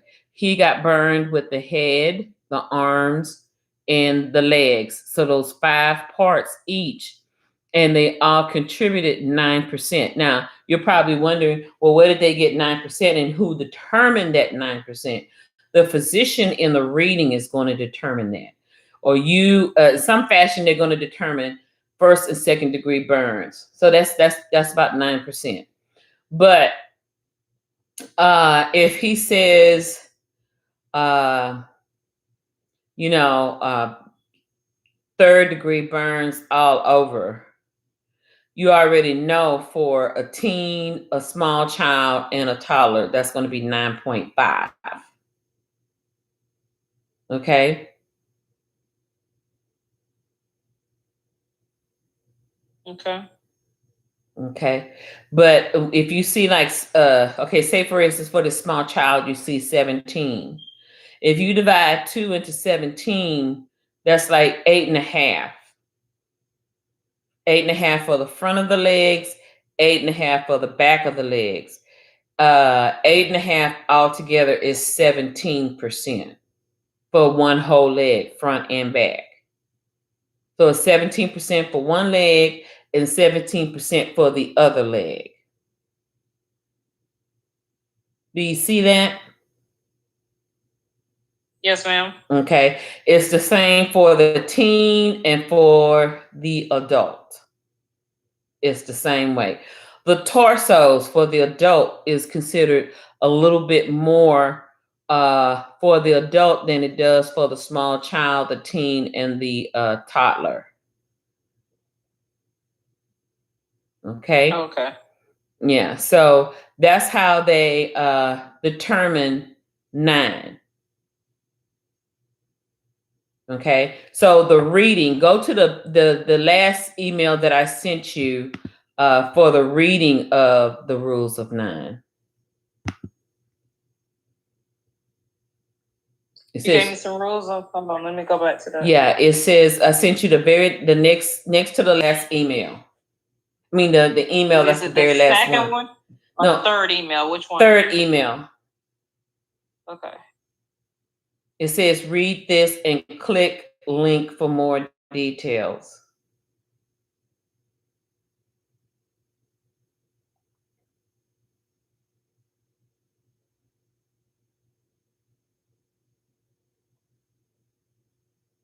Okay.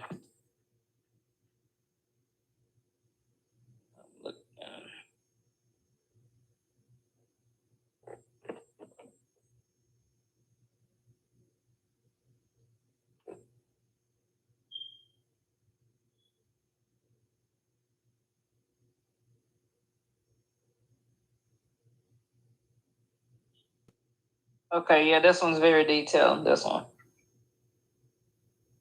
Rules of 9.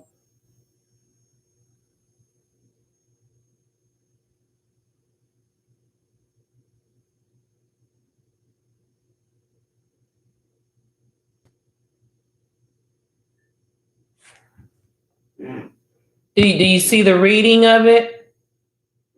The different ones under? Yeah, I sent you a link. It says read this and click on the link. The last email that I sent. Let me go back to make sure.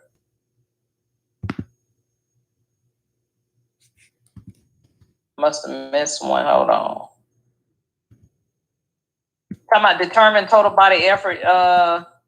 It was at 7:06. The last one I got one at 7:08.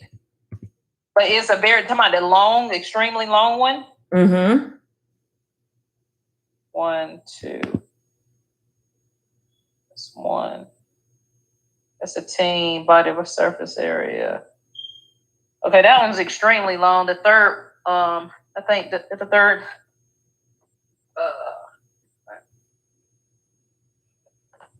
But I'm trying to find the area where you said the read. Talking about the part says visit. Is that what I need to click? Yeah. Okay. All right. Hold on. Let me go back to that visit.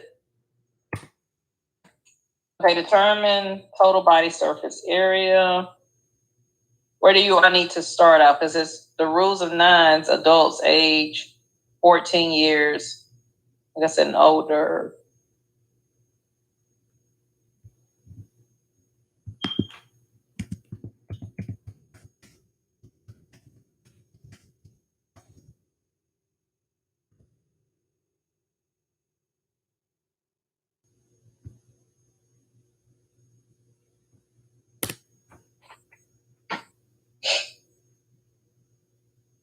Okay, where would you like me to start back?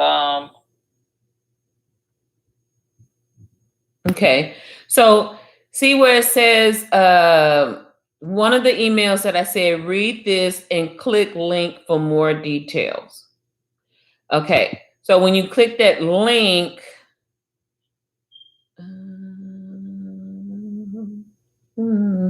okay, I don't know what it says on your computer, but I'm gonna go back to the Google. I'm gonna click the link here. It says rules of 9 burns.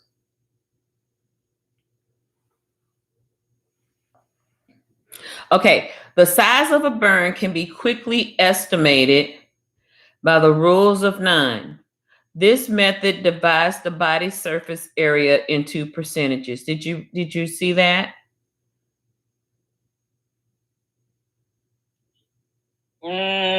You don't see that. Okay. Hold on. Let me. Yeah, I'm gonna email it to you. Hold on. Copy.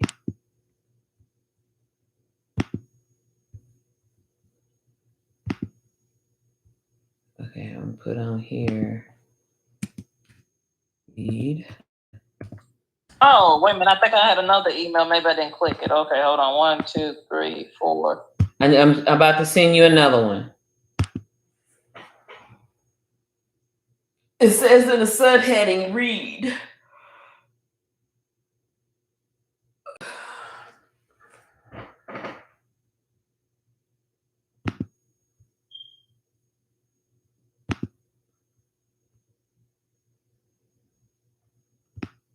Okay.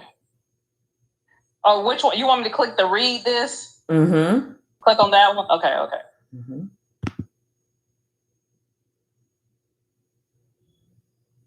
Okay.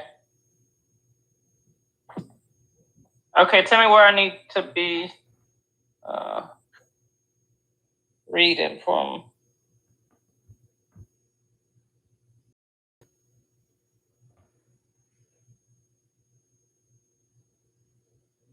Okay, so when you click on it, the last one that I sent you, it should have a man's body, a brown body on it, and it should tell you that the size of a burn can be quickly estimated. Do you see it?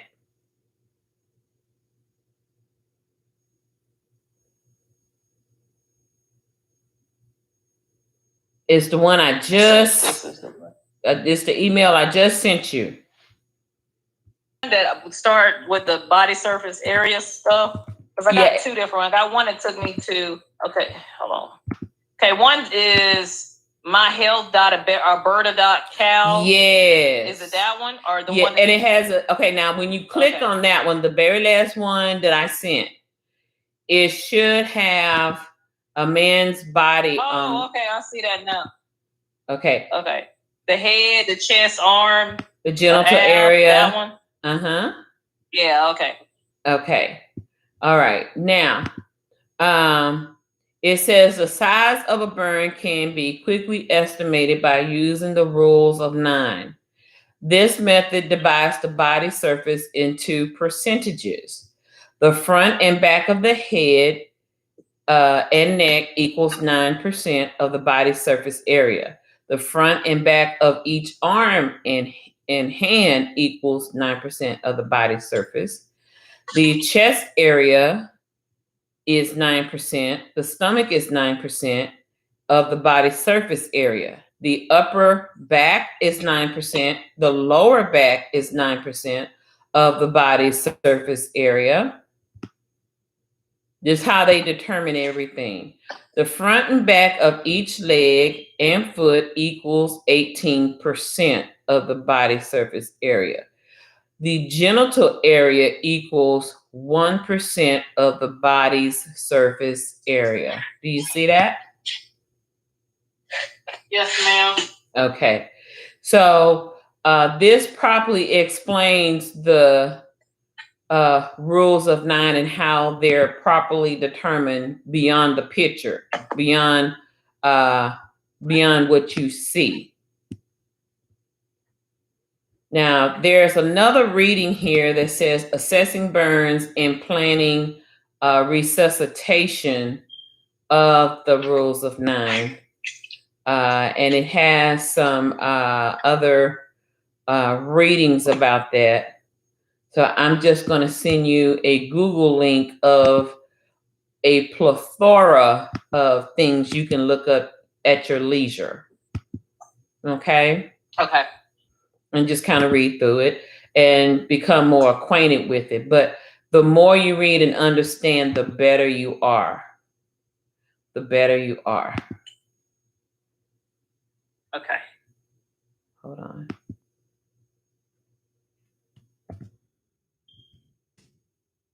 And then, yeah, so you have all that to consider.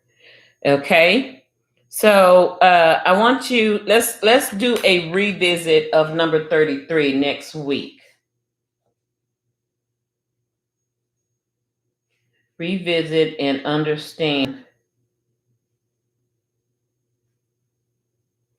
rules. Okay, that's fine. We can do that. Rules of 9. Okay. I just got another email from you. Okay, yeah. And then also want to know more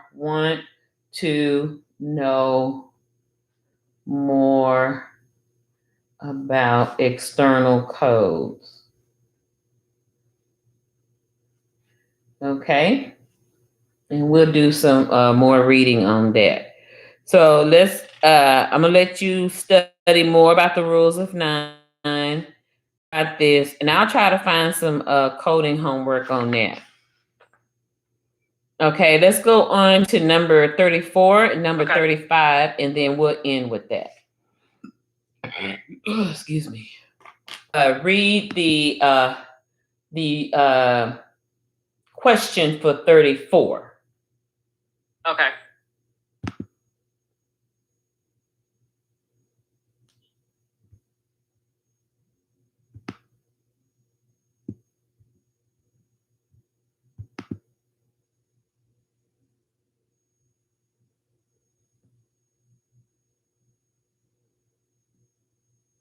All right, my dear. You're almost done. Click the button in the bottom left to continue. Did you read number 34? Let me go back on it. Hold on. For the last email I just got from you? No. Go back to the questions. We're going back to the questions, and I want you to. Oh, okay. Okay. Hold on. And go back to the back.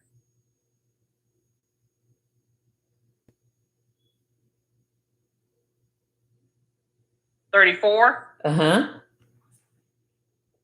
Okay. We doing the rationale or just a question? Question. Read the question, and then we can understand the rationale. Okay.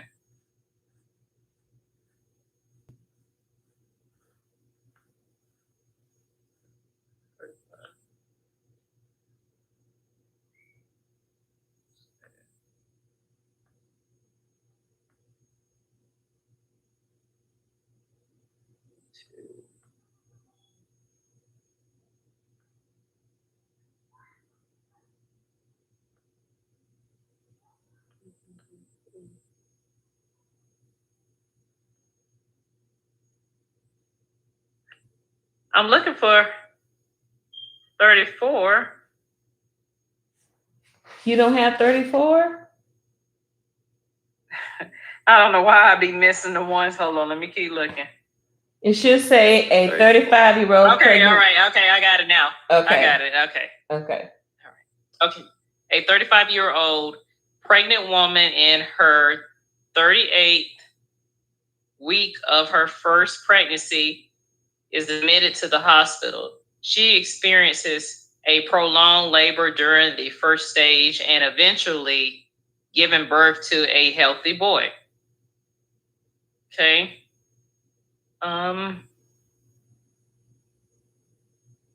So she's 38 weeks pregnant. Now, again, A and D have O63. B and C has 080. So look up 063 and 080, and that'll help you determine which one to go with. Okay.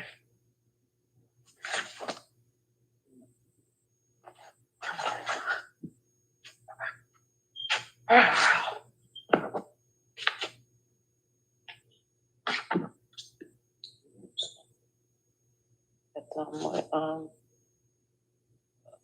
me go back to that.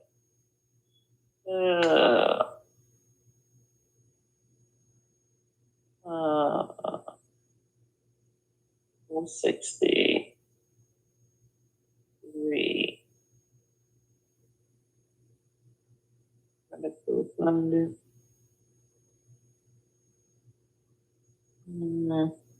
Oh no, I lost it that quick. Hold on, I just had it.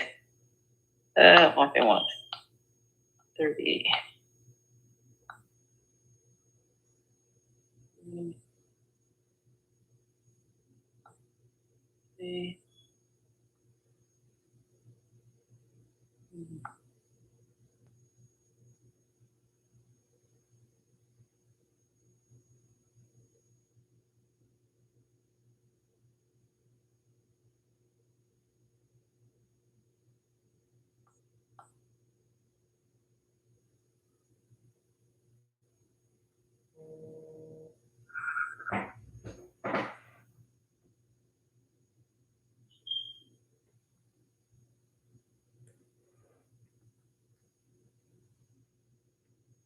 Okay, I just found the question again. We're on 33, right? Mm-hmm.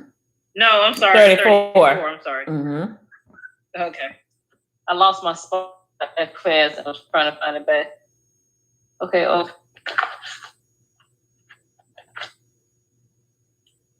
Let's see. 063.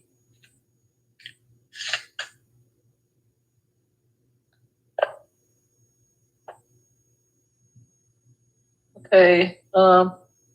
063 point.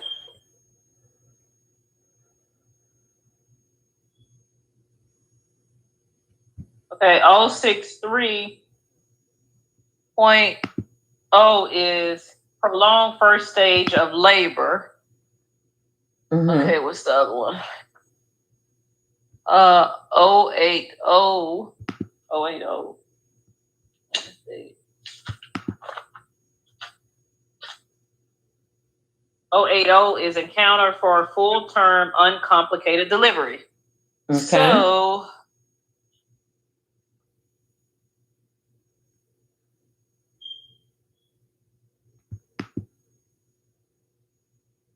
but it's actually in here telling you she experienced a prolonged labor during the first stage and eventually gives birth. So it will be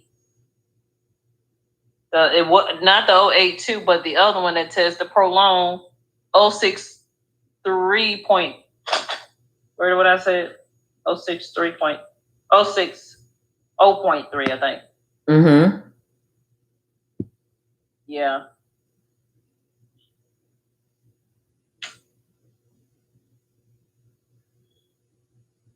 I guess, and it's under there. It just depends on what fetus 1, 2, 3, 4, 5. I guess it wouldn't be okay. I might not have been. Oh, I'm still looking at the wrong thing. Never mind. Goodness, it's me. Let me get to it. 08, 07. What was it? 08, 06.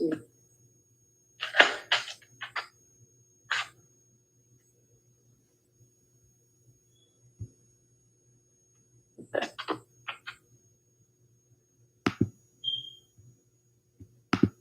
So we got to go for the second one. So 06 3.0 is correct. Okay. 009.519. Then you got 513. Hold on, what's that? Click the blue Add to Chrome button, then click Add Extension to continue.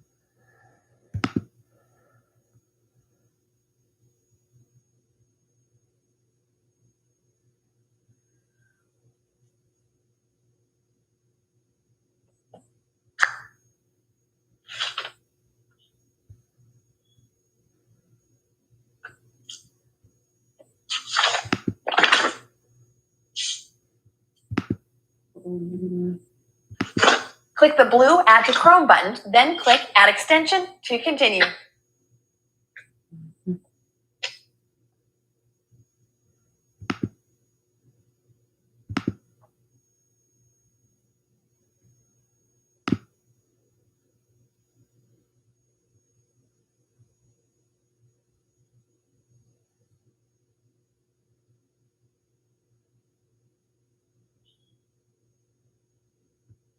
You're almost done. Click the blue Add to Chrome button to continue.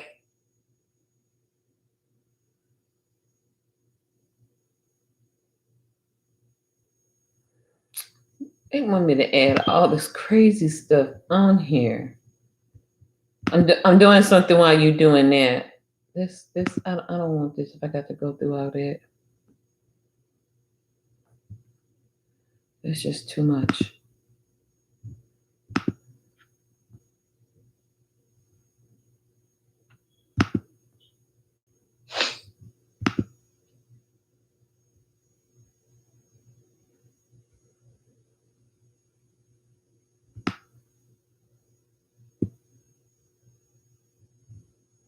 Okay, it's not going to be A. I'll tell you why. Because the patient is 35, not elderly. They got a supervision of elderly Progavia unspecified trimester. That's somebody that's very older. Maybe they 50 plus having a baby. Okay. So it's not going to be, that's what I'm assuming because it's saying elderly. Elderly, 55, I guess, or 50? Mm-hmm. Maybe ages? Mm-hmm. Okay, so it's not. Well, then again, no, let me take that back because I'm looking, keep reading and saying 35 years old and older expecting a delivery. So that's not true. Okay. I guess they do use that term, elderly. It's due in the first, second, or third trimester. She's in I always heard about 40 weeks when having a baby. Right. But that's 39. No, she's 38. So that's 2 weeks short of the 40 that they usually require you to have a baby, I think. Mm-hmm.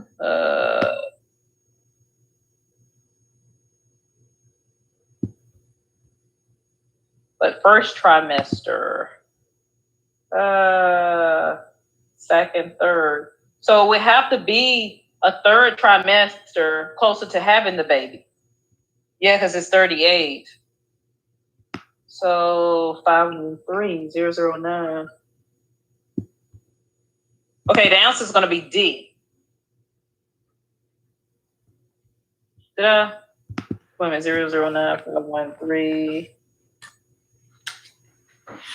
Yeah, we're going to go with D. D. And the answer is D. D code. Okay. Mm-hmm. And the answer is D. Well, now that I didn't even know that they would use the term elderly for a 35 years old, older, high risk patient. That just surprised me using the term elderly because I'm thinking elderly 55, 50, not 35. But I guess it's different for pregnancy. Oh, that taught me something. I would have never thought that. Mm-hmm. Because you always hear elderly term with actual elderly people, so okay. Very good. You're doing really good. Yeah, I'm learning a lot, like terms that I thought it would have been a little bit different. Like, wow, y'all use the word elderly because she didn't have it at a certain time in life. Okay. Interesting. Yeah, it sounds a little prejudiced, but that's how they see it, sweetie. That's how they see it. And it's a medical it's a medical type thing for them to do that. Don't take it personal. Oh, okay. Yeah. I didn't think they would have used the word term or elderly. That's all. I know. Yeah, because you always hear that other age and elderly, at 50 plus older or 55 at least. Yes. Yeah. Yes. So. Yes. Okay. Yes. Okay. Let's stop right here. This is going on 7:40. So we're going to stop at 34. So I'm going to write my little note here.